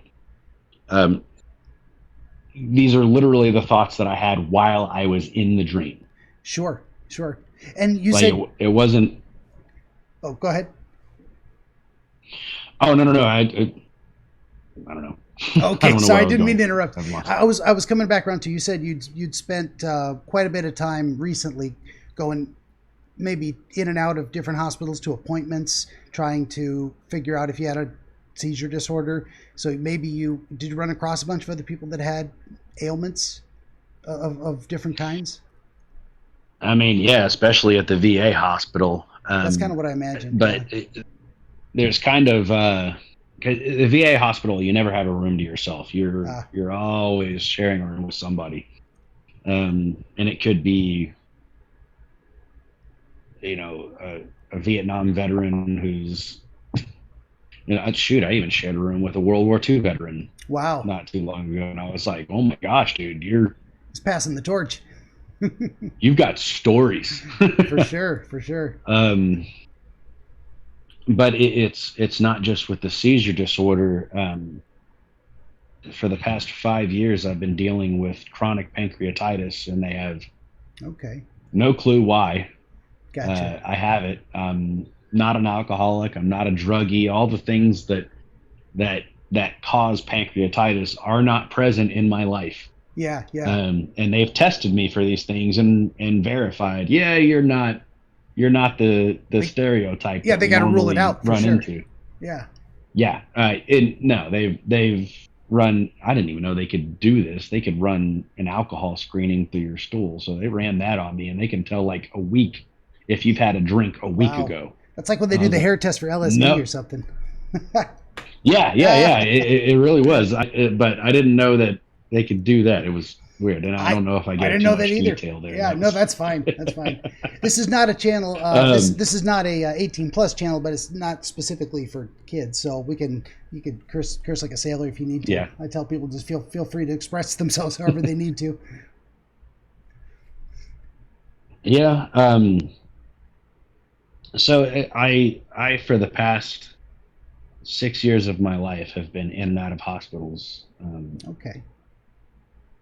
Surgeries and just stays in immense amounts of pain as pancreatitis brings. Oh yeah. So I mean, it's kind of I've been I've been going through some stuff For for the sure. past Yeah. 5 years, man, But and then kind of just this, trying to. but you haven't had this, this experience of like demonic presence torturing people in your dreams before. Is that kind of new? Uh, if I'm being honest, no. Okay. But it's also not something that's new in my life. Um, I don't know if the shirt that I'm wearing says freedom. Yeah. Um, so I'm actually I serve in various churches as someone who deals with demonic oppression, and it's not like an exorcist like what you see in the movies or anything like Hmm. that. But there are specific processes of deliverance and ways to be able to kind of like what we're doing now, methodically go through different parts of people's lives, identify if it's an not even necessarily demonic influence, but an outside influence, and go through a way of ridding yourself from those Sure. things. And again, like you said before, we always preface it with, I'm not a counselor. Yeah. I'm not a therapist. I'm not anything. We're going to talk through some things. We're going to pray through some things, and I'm just here for we'll you, go right? on. Yeah. Yeah. Um, For sure. Well, that's, so oh, go ahead. and we do, and we call the process deliverance. So Hmm. but dealing with the spiritual realm, and as far as anybody believes, I mean, I know these things exist for sure. I've dealt with them face to face, and maybe not face to face like I'm looking at you. It's not like crazy weird things like that. Yeah. But you deal with things, you know. But we've gone through processes, and I've seen things in people's lives that we've been able to pray out and watch them walk in freedom. The reason I brought attention to the shirt is because it's from a conference that we hold every year. So everybody who's Okay. gone through deliverance process can come, but I'm not doing an advert. That's not what Yeah. That's fine. but You can give a shout out. You're doing this the for free. You can say whatever you want. well, the only reason I brought that up is because It relates. Yeah. the presence of entities and demonic presence and negative entities and negative presences Hmm. is something that's not unfamiliar to me in the first place. Gotcha. Um, Yeah. So I mean, definitely and to have that that experience, that framework show up in your dreams, it makes perfect sense. But while you were describing that, so me being a say non-theistic person, there's still very powerful metaphors to the idea of like we all have our demons. That's how we describe it, as these things that drive us yeah, towards making bad choices.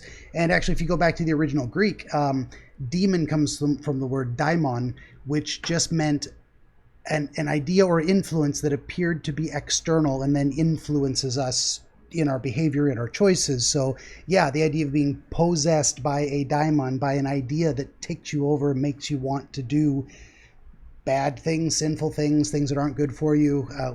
Sometimes those things possess us. It's even someone who's not religious. I get that metaphor. It's powerful, and it's true, and it makes sense. So anyway, I just wanted to give you that from my perspective. yeah, no, I agree, and I've gone through the process with people who are not believers. I mean, it's not a requirement to be a Christian for me to be able Right? to talk to you and help you through things in your life. Yeah. If we happen to be able to identify things that need to be dealt with, we'll cross that bridge when we come to it, as we say. Oh yeah. Um, One of my favorite humanistic psychologists. I think it's now I'm going to screw it up. Rogers. I think his name is Rogers. Anyway, I'm not going to try and I'll get the name wrong, but he said two things are absolutely critical to the therapeutic relationship. Is one of them is just genuineness. Just be real. Just be yourself. Just be honest and say it like it is, and just be real with people. And the other thing is 100%. unconditional positive regard. It's like I want good things for you. Whatever I'm doing, it's to help you, not to hurt you. And Yeah. and I care about you as a human. So as long as you're keeping it real and you're there to help, then you got something. You got the beginnings of helping. And I think if more people had just a friend, and that's what friends are for, and wise elders and social circles is this social support, and the idea of you can get feedback, you can get people to call you out on your bullshit, but then also help you pick up the pieces when you make a mistake or accidents happen. All of that is very, very therapeutic, very influential in keeping us healthy and on the right track. So it's 100%. Yeah, agreed all the way. That's good stuff. Well, listen to both of us intellectualizing maybe too much, getting further and further from the dream.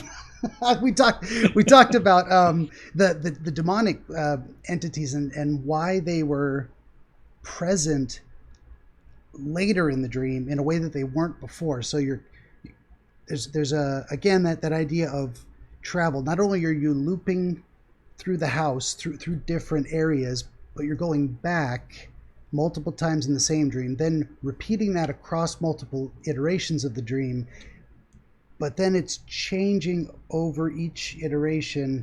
There's you said in the first one there was a parade outside the fence, so each time you get to the fence you're seeing something new. Maybe that's something we could focus on. It was it literally was I don't know that there were floats or not balloons or whatever like that. It wasn't like the Macy's Day Parade, but it was almost like a local parade. They had decorated a couple of trailers and they were just driving down the street honking horns, that kind of stuff. But they were celebrating something, honoring something. Yeah, and like I said, the thing that stuck out to me about that, and the only reason I really remember it, is because there was a mom that was there that was later like, I wish I could have got that for my kid. Okay. But you didn't get the sense that the parade was for a kid or in honor of someone specific? There's no details there. I didn't get any details about the parade. It was really just the mom sitting there looking at it going, I wish I could have got that for my kid. Which, suggests things like maybe it was for a birthday, maybe it was in honor of someone, maybe it was, but it wasn't clear to me what the purpose of that was. It was just there, and then she spoke that to another person while I wasn't paying attention. And when I turned around after hearing that, I got the same reaction as like staring, you're not involved here. Huh. Move on. Interesting. But it's like it's like in passing, I heard it. I turned around to go give my attention to it. When I went to go give my attention to it, it was just moment over. Yeah, that's interesting. You keep having that same experience too. That might be something to meditate on too. And what I try and do is there's describing the thing and then trying to describe the category of things that it belongs to. So there's maybe many individual. You got one type of chair, but then there's a lot of different type of chairs, and there's characteristics that make an object a chair versus a couch versus a dog. So sometimes if you think of it in those circumstances, that's where I try and pull out the theme of different things. You've got these conversations that stop when you pay attention to it, but everyone's staring at you, and there's got to be a theme there. I think I'm not grabbing onto what it is, but that feels important to me. I don't know where to go with it. Oh, did you freeze again? No. Okay. No, you're there. No. I was just quiet listening. Okay, gotcha. No, I think your picture froze, but that's fine. Let's. Oh, did it? That's okay. We can still hear your voice. But the second time, like I said, it was packs of dogs, many packs of dogs, but they were separate, running down the street, and seriously, just heard somebody say somebody's got to do something about these dang dogs, and then turned around, and again, same reaction. Dude was there, just stare at me like, yeah, why are you listening to me? Huh. And then the third time was different. There was a creek on the other side of the fence instead of a street. Yeah, and you said there was like a child trying to get through the fence, like trying to squeeze through. No, trying to like climb the fence, Climb over like the fence. jumping. Yeah, Jumping, trying to grab the top of the fence. yeah, but Okay. it was like a small child, Okay. you know, Not going to reach the top. 7 or 8 years old, Yeah. not reaching the top of an 8 foot tall fence, which is what I got the idea that it was tall. It was tall. Okay. Tall. Yeah. But and in fact, if I'm looking at it, I don't even know. I mean, I saw over it, so I don't even know how I saw over it to be able to see it. But I saw the creek on the other side, Oh. and I don't remember climbing up on anything. I just remember kind of like float up, look, there's a creek. Okay. Float up, look, there was a pack of dogs. The parade I saw because it towered over the fence. Okay, so you were able to see the parade over the fence. That's why I got the idea of the child trying to squeeze through. I thought you could see through the fence, but apparently solid, just wood, tall wood fence. Wood panels, privacy fence. Okay, gotcha. Interesting. Like, yeah. Everything outside is shut out, but there is something out there. There's got to be something in that too. I mean, this if each place kind of represents its own unique idea or way of looking at things. The idea of the backyard is again, there's themes of moving through, themes of searching, but the themes of compartmentalization as well. Like the backyard it's outdoors, but it's fenced in, and there's things going on the outside of it, and they're different things all the time. I don't know if that brings anything to mind. The idea of compartmentalized. Honestly, outside of really compartmentalizing the slums, I don't have anything there. I've kind of thought about what it might mean that I go upstairs and search different rooms. Yeah, we hadn't even gotten back around to that yet. Yeah. But yeah, even there being a side yard that you can really only see, the side yard when you're standing at the fence or the corner of the house. It's like it comes into view.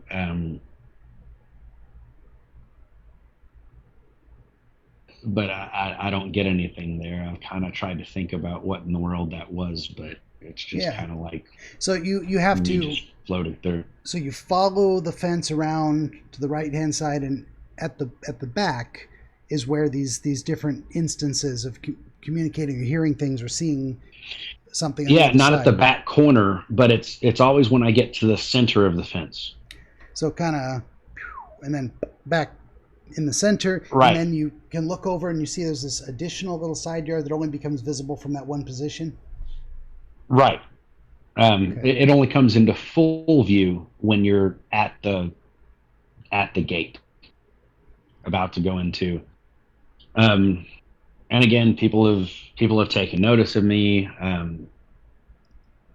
I remember. I remember the first time I had the dream. There was somebody in the side yard that addressed me. It's like I knew him, but I can picture this person, but I don't recognize him at all. That memory just came back to you? Yeah. I honestly didn't even think about it. I think I just watched it happen. Now. Bing. Yeah. That's crazy. This guy just looked at me as I was about to go back into the fence, and as I was about to open the gate, and he said, "Hey man, how you doing?" And I was like, "Man, you've lost a lot of weight." And he was like, "Yeah, I have." That was it. That was the whole interaction. But it seemed to be someone you knew. That was it. Right. But I don't, if I picture this guy. Doesn't look like anyone you actually know. Not really. Okay. Fair enough. Tall, red hair, curly, no beard like you, so I don't know if that. Gotcha. Yeah. That is interesting. In this place where you're searching, you found at least one familiar, friendly face. And this only happened once, the first time through, you say? But it was only the first time I had the dream, and that was it.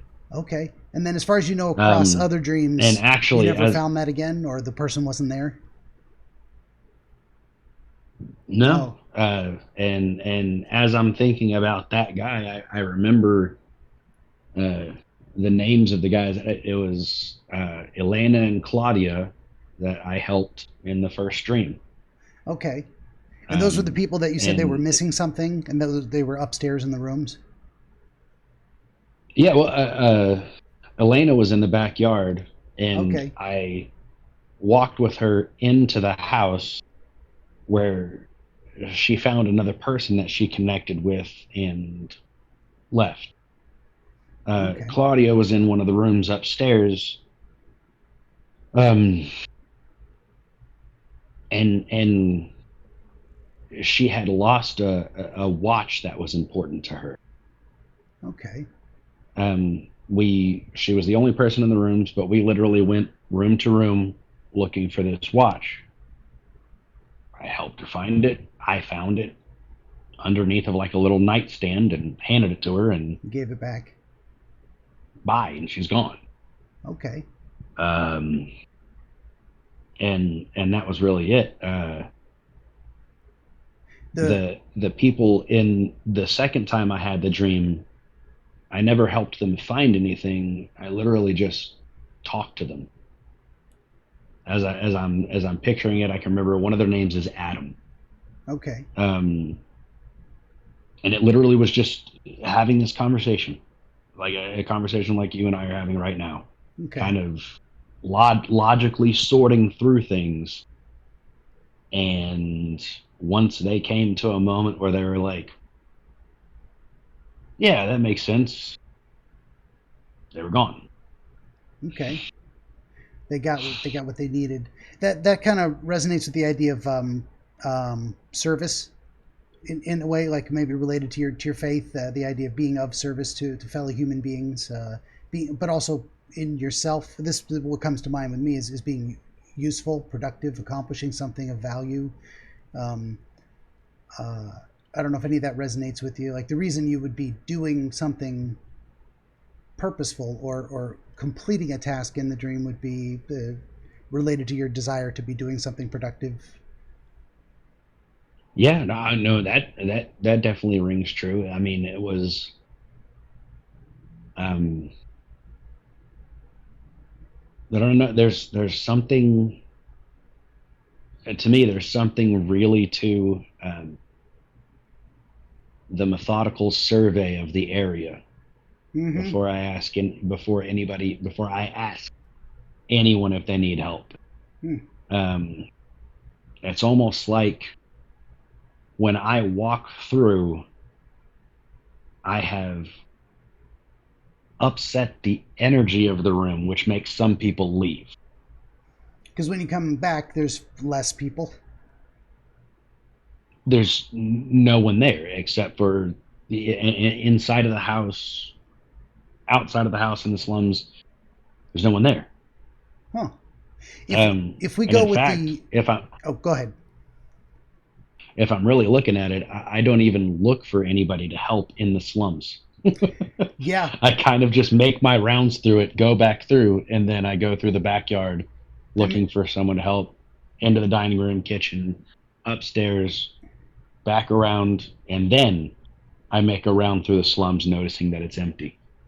Yeah, and that may be representative of the idea that you're not ready to offer those ideas or issues your attention yet.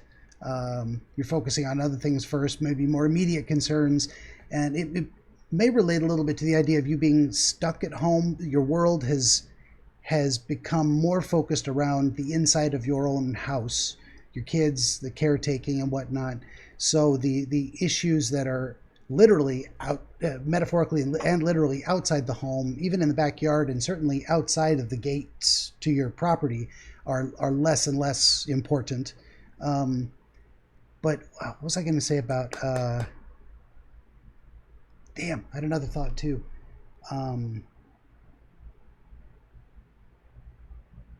Something about helping people inside the house. The idea occurred to me that if you go through and you do the methodical observation, that's like it brings to mind the idea of a triage. You're looking for something, or you're looking to to find something, and you're seeing a lot of things, and even those things are telling you it's not us. We're not the things you're looking for. They're like, it doesn't matter what our conversation is, that's not relevant to your search. And then when you come back, all the irrelevant things are gone, and now there's just the people that you can, just the ideas you're going to focus on that are worthy of your attention. Is that making sense? That does. It really does. I mean, I'm not just. And it does. Okay. And believe it or not, I am happy at this point to find a a possible answer that doesn't involve me actually walking through the spiritual realm, because that's not something that I relish. That's not something that sounds like the most fun to me, to deal with that on a nightly basis. Well, at least if you're going to be there, you're going to be the dangerous one. That's the good news. Right? But it would be better if this is really just an exploration inside your own head, but with very relevant and meaningful spiritual metaphors going on, because that's important to you. Yeah. So, I mean, that would just be one reason, potential reason, just something that occurred to my mind about why people would be,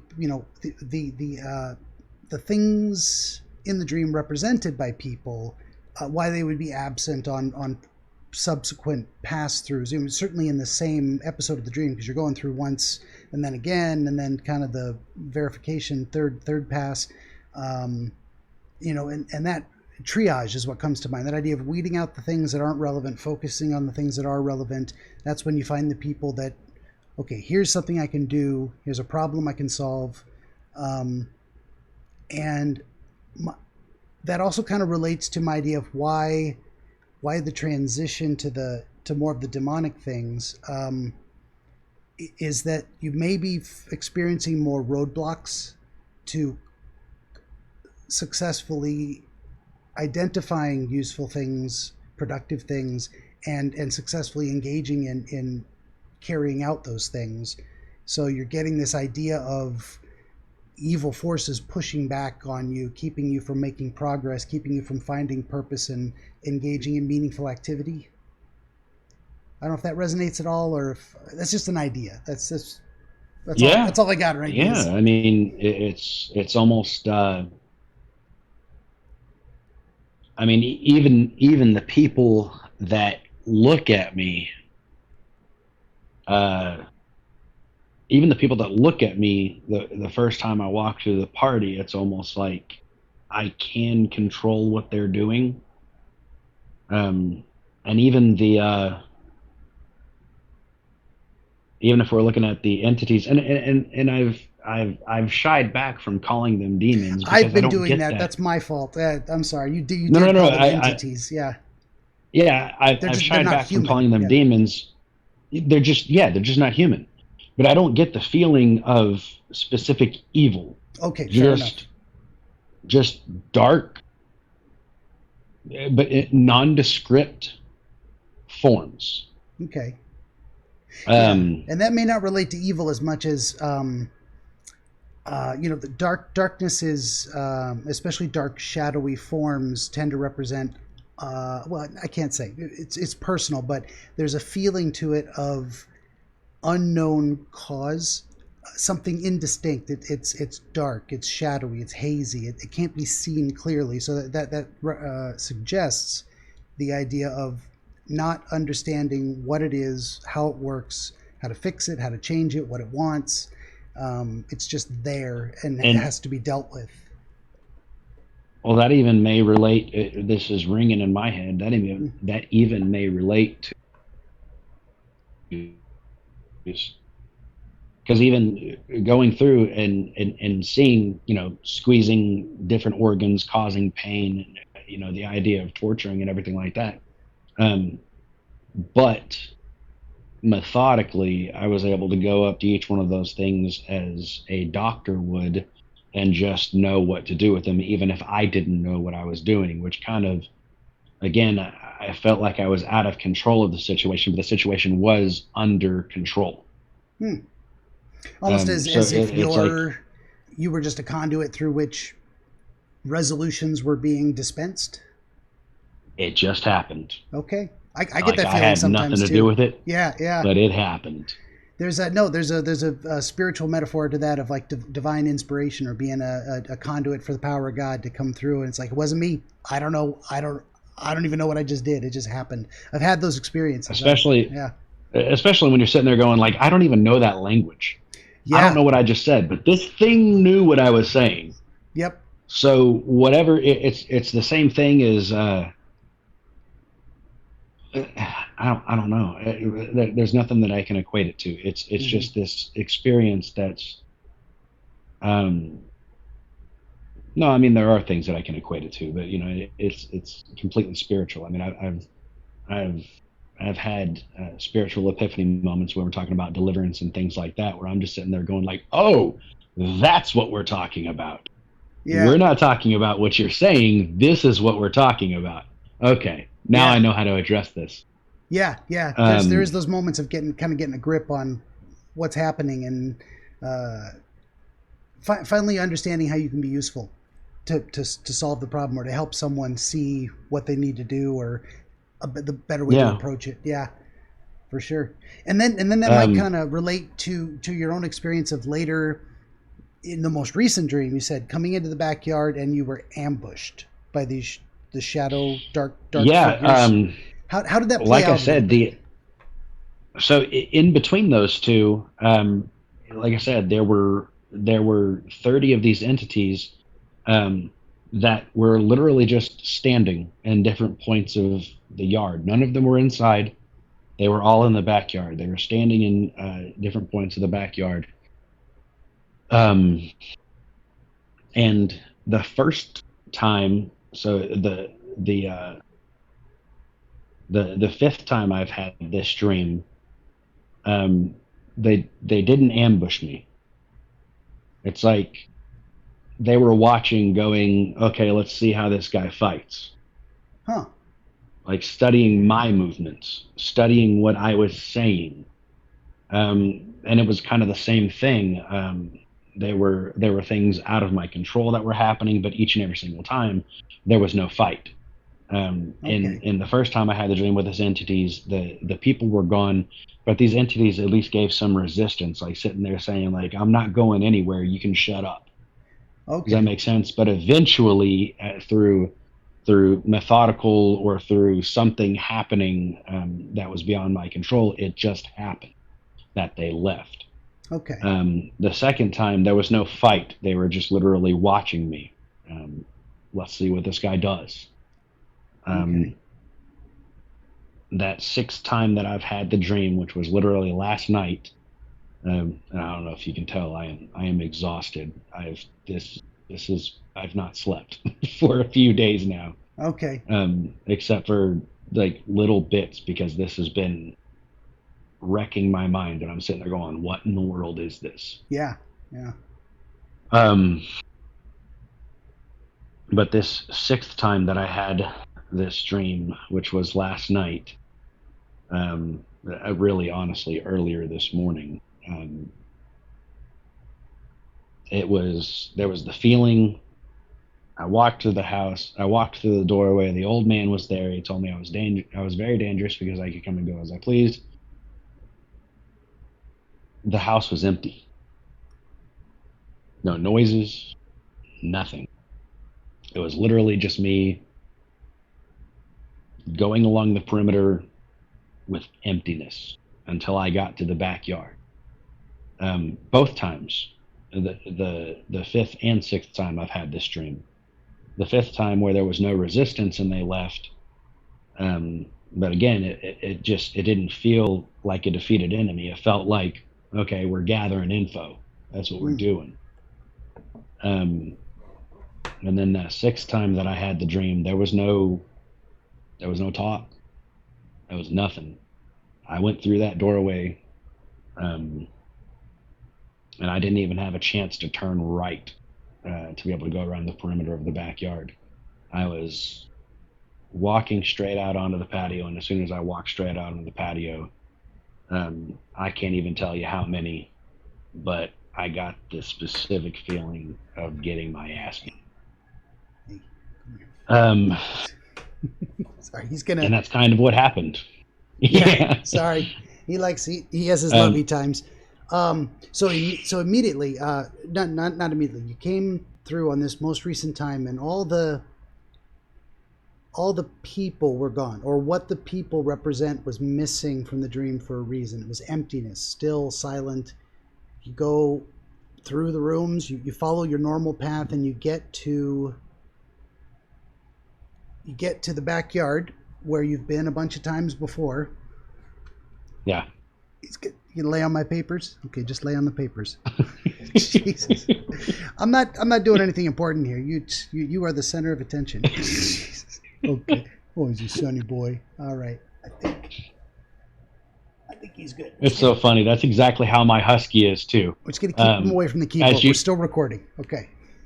Yeah, as you can see, when he came into the room, his snout was right there, and I don't know why he didn't do his dive roll across my lap and lick me all over the place. So that's what he does.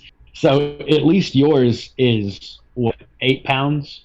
Maybe so. Yeah, roundabout. He's not tiny, but he's not huge. He's not a fatty. I've got a 65-pound husky that thinks he's a lap dog that rolls in my lap and gives me the love. Yeah, well, that's why we love them. Imagine if they didn't pay any attention to us. They just kind of sat in the corner, didn't want to be touched, didn't want us to interact with them. That's not even having a pet. It's like having a goldfish. Yeah, well, and we have some koi fish in the house. Sometimes they're pretty to look at. My son has some koi fish, but they don't cuddle. And we love them too. Yeah. No, exactly. Only me, but they do let me reach into the tank now and scratch their stomach. Oh my god, that's kind of special. That is, yeah. It is really cool because I feed them every day, and it's really cool. It's almost like sitting still at a park and putting out your hand, and the squirrels come and eat off it. You feel special. You feel like you're. Yeah. You feel like Snow I am the chosen one. The chosen one. Yes, I am the squirrel whisperer. Okay, back to the experience. So yeah, the house being very, very empty, and if we were relating it to this is inside your mind, an exploration of different compartmentalized areas. Previously, it was full of ideas. They were telling you they were the wrong ideas, but at least they were aspects, things you could consider. And now, if I'm thinking back, it was really the 4th, 5th, and 6th time the house was empty. Okay. And really, the only place that I dealt with anything was in the backyard. So, at the arrival of these entities, the house was silent except for that old man. And everything that I dealt with was in the backyard. Yeah, there feels like something significant to the idea of once you've been through enough triage processes, then you've actually eliminated the things that are irrelevant. And now the things that are left are the things that have to be dealt with. And it's interesting that you make the same loop, and the loop takes you all the way out to the slums and back. But this time, before you could get through the backyard, before you set foot in the backyard, they stopped you.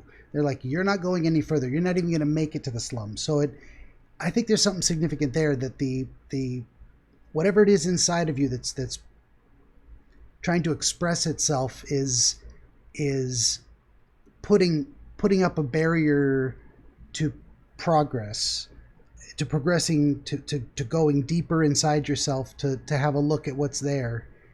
I don't know if that makes any sense to you. That's the feeling I'm getting from the they're going to stop you. They're so serious. They're going to kick your ass and kick you out.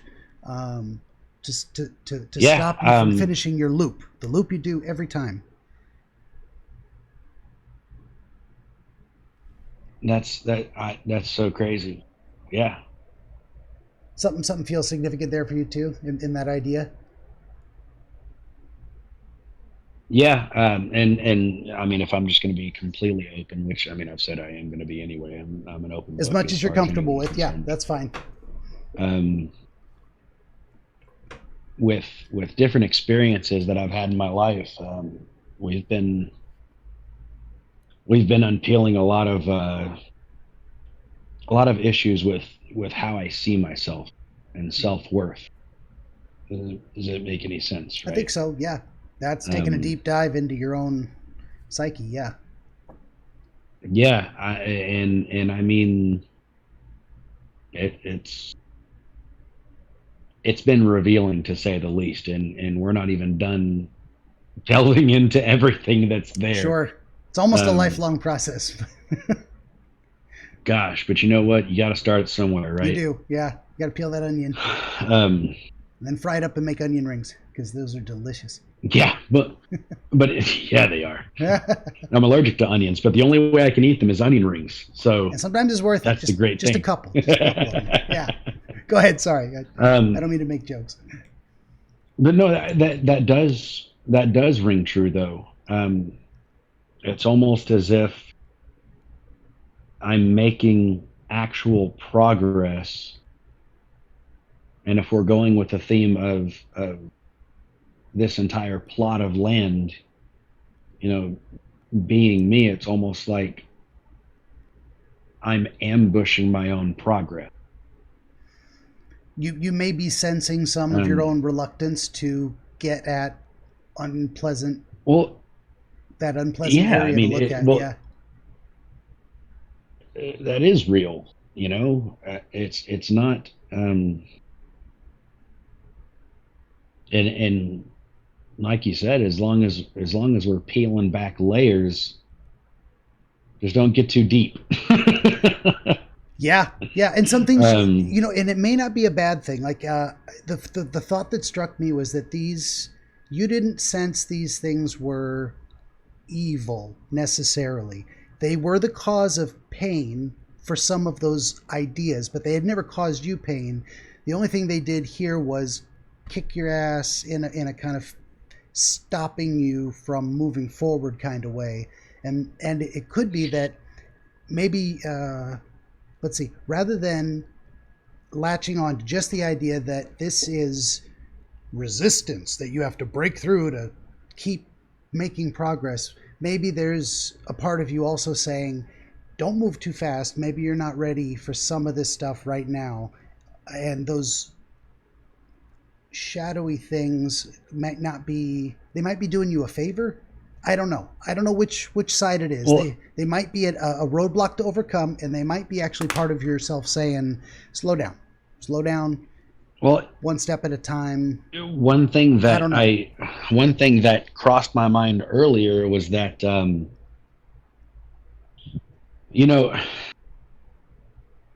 the beating only continued as long as I was trying to go through them. Okay.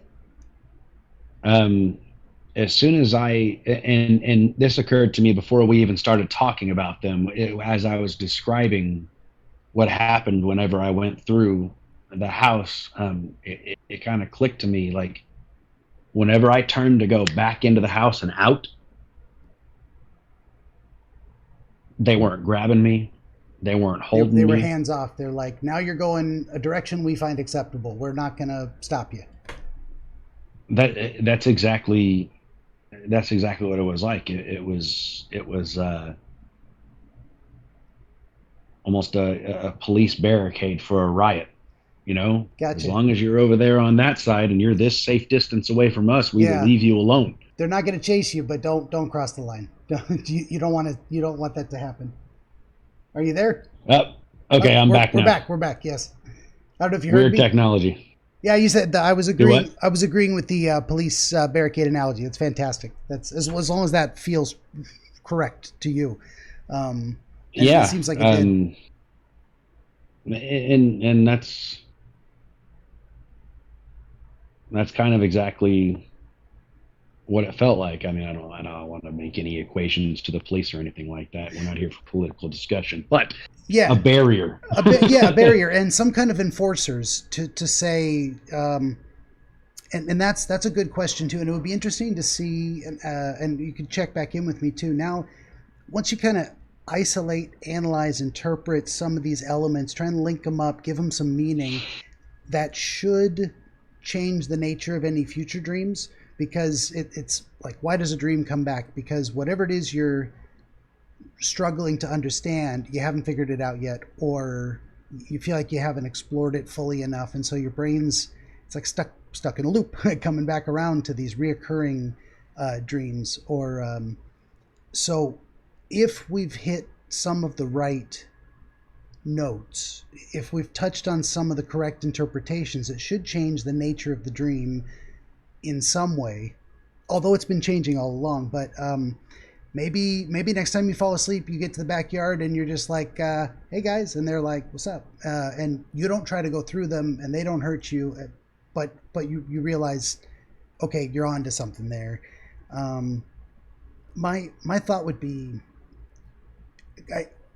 I thought in general about your situation, which was that being someone who's had a lot of their personal identity stripped from them through calamity and different medical stuff, and now you're taking up a different set of responsibilities, and you're struggling with the new responsibilities and to understand yourself in this new context.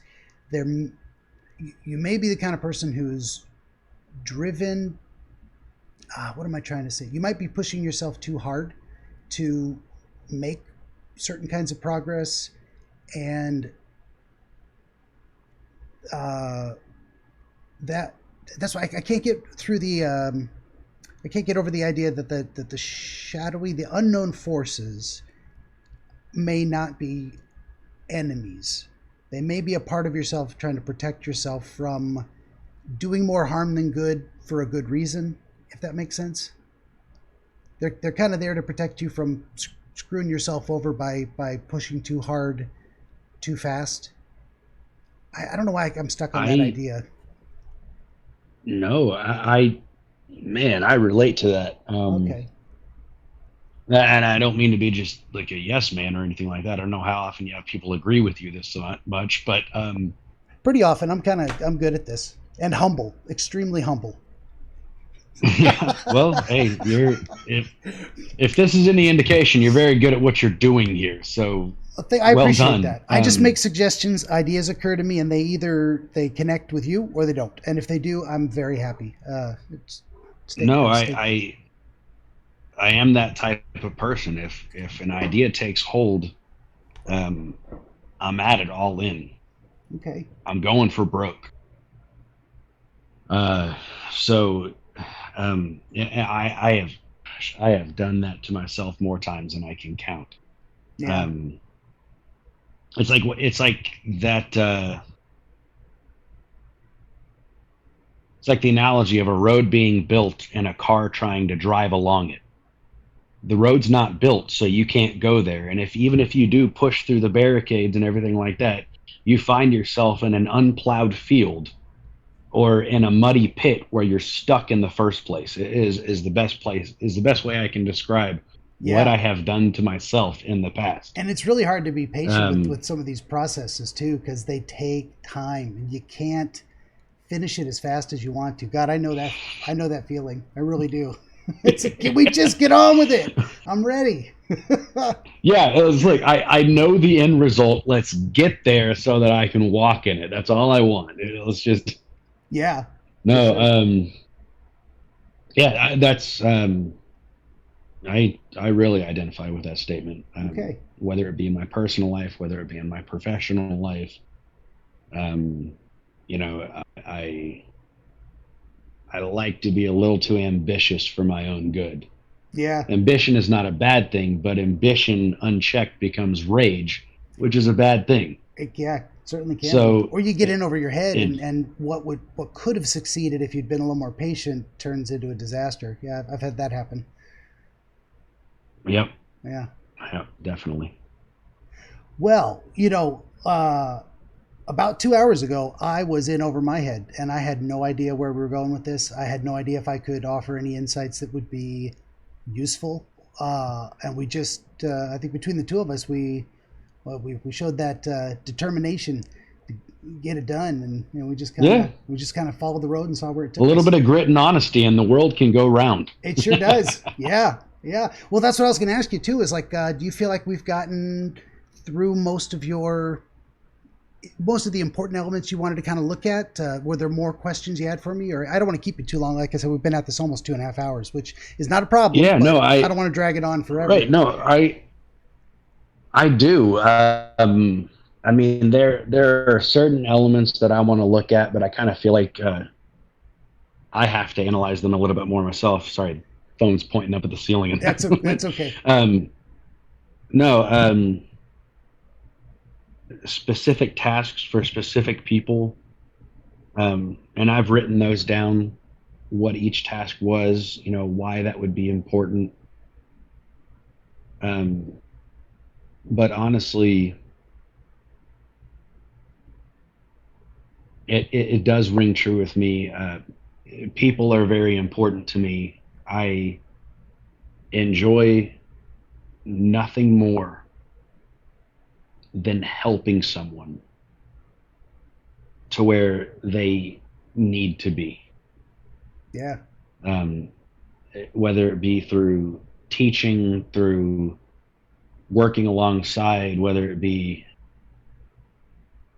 which I think is what this year has made me so successful in homeschooling my children, because I don't know if I mentioned that detail. We're You did, homeschooling yeah. my children because of all of this COVID and everything, the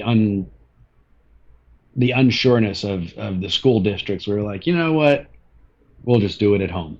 Yeah. Yeah. But honestly, and I've kind of looked at this as well. I think that's what has made me successful in that, because I find joy in assimilating new concepts, tasks, thoughts to people Yeah. that are productive in their own lives. And not only that, you enjoy And helping people, and now you get to help your own children grow in a yeah, more oh my gosh, direct manner. That's fantastic. it is. It's so cool, especially when there's a different connection when you taught them something earlier that day, and then they come up to you later that day and say, "Daddy, look what I did," and you're like, "Yeah, dude, I taught you that earlier today. That's awesome." Yeah, that is really good. Yeah. So honestly, my entire nature is uh, is oriented around people and helping people, and I love it. That's the way I've always been. I don't see that ever changing about me. Um, and that's kind of what I've been looking at. If there is a way forward, it has to be not just a something, not just an opportunity, not just an opportune moment. You know what I'm saying? Yeah. Because I've grabbed onto opportune moments before, just because it was what was available at the time. Hmm. And while they may have been productive for that moment, they didn't lead anywhere. Yeah. So right now I'm really looking at it going, if there is a way forward, I have to drop back and punt and look at it and Yeah. go, okay, what really do I need to do here? Yeah. It's good to be Um, aware of and open to opportunities, but it's not reliable to count on luck basically to give you your next step. You got to be a little more methodical, plan it out, have a plan, know what you're doing, execute it. Yeah, I can imagine that's a lot of what you're dealing with right now too, huh? yeah, and not just that, but I made the comment earlier, and I've been working, and I found myself saying it a lot. I've been working since I was 15 years old. Mm. But I look at all those jobs, and while I may have enjoyed them, I'm sitting there going, they didn't give me any personal fulfillment It's just except for resource acquisition. Yeah. a task accomplished. Yep. And so I can say that I'm in a place right now where I'm really looking at it going, okay, I have an opportunity to step back and go, what do I enjoy?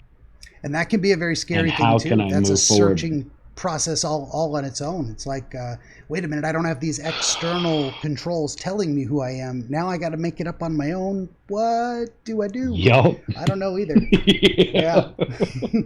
Well, That is, yeah. yeah. Well, I was just gonna say, I think I've taken enough of your time, and I think I hear my dog barking out back. I should go find out what he's doing. We got a little tiny Maltese named Peanut, and he thinks he's bigger than the raccoons. He's not. So I'm gonna go find out what he's doing. Yeah. But that's probably a good thing to do. But you feel pretty good about this experience. We at least came up with some pretty good ideas, something to think about. I do. There's a lot to process. There's a lot to unpack, but I don't feel uneasy about any of it. That's good.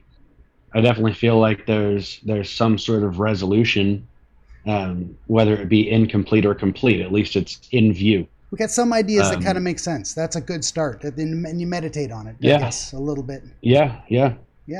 And I have no doubt you're gonna follow up and ask questions. So yeah, I'll do there'll be more ideas. I'll do the little debrief thing, and I'll kind of throw up some more ideas I had after going back and listening to this again, especially since the first time I just kind of abandoned my process and just flew by the seat of my pants. It's a little scary for me too. I felt these creatures reaching into me saying, ask him this. And it worked. And they weren't my enemies. They were just weird. Anyway.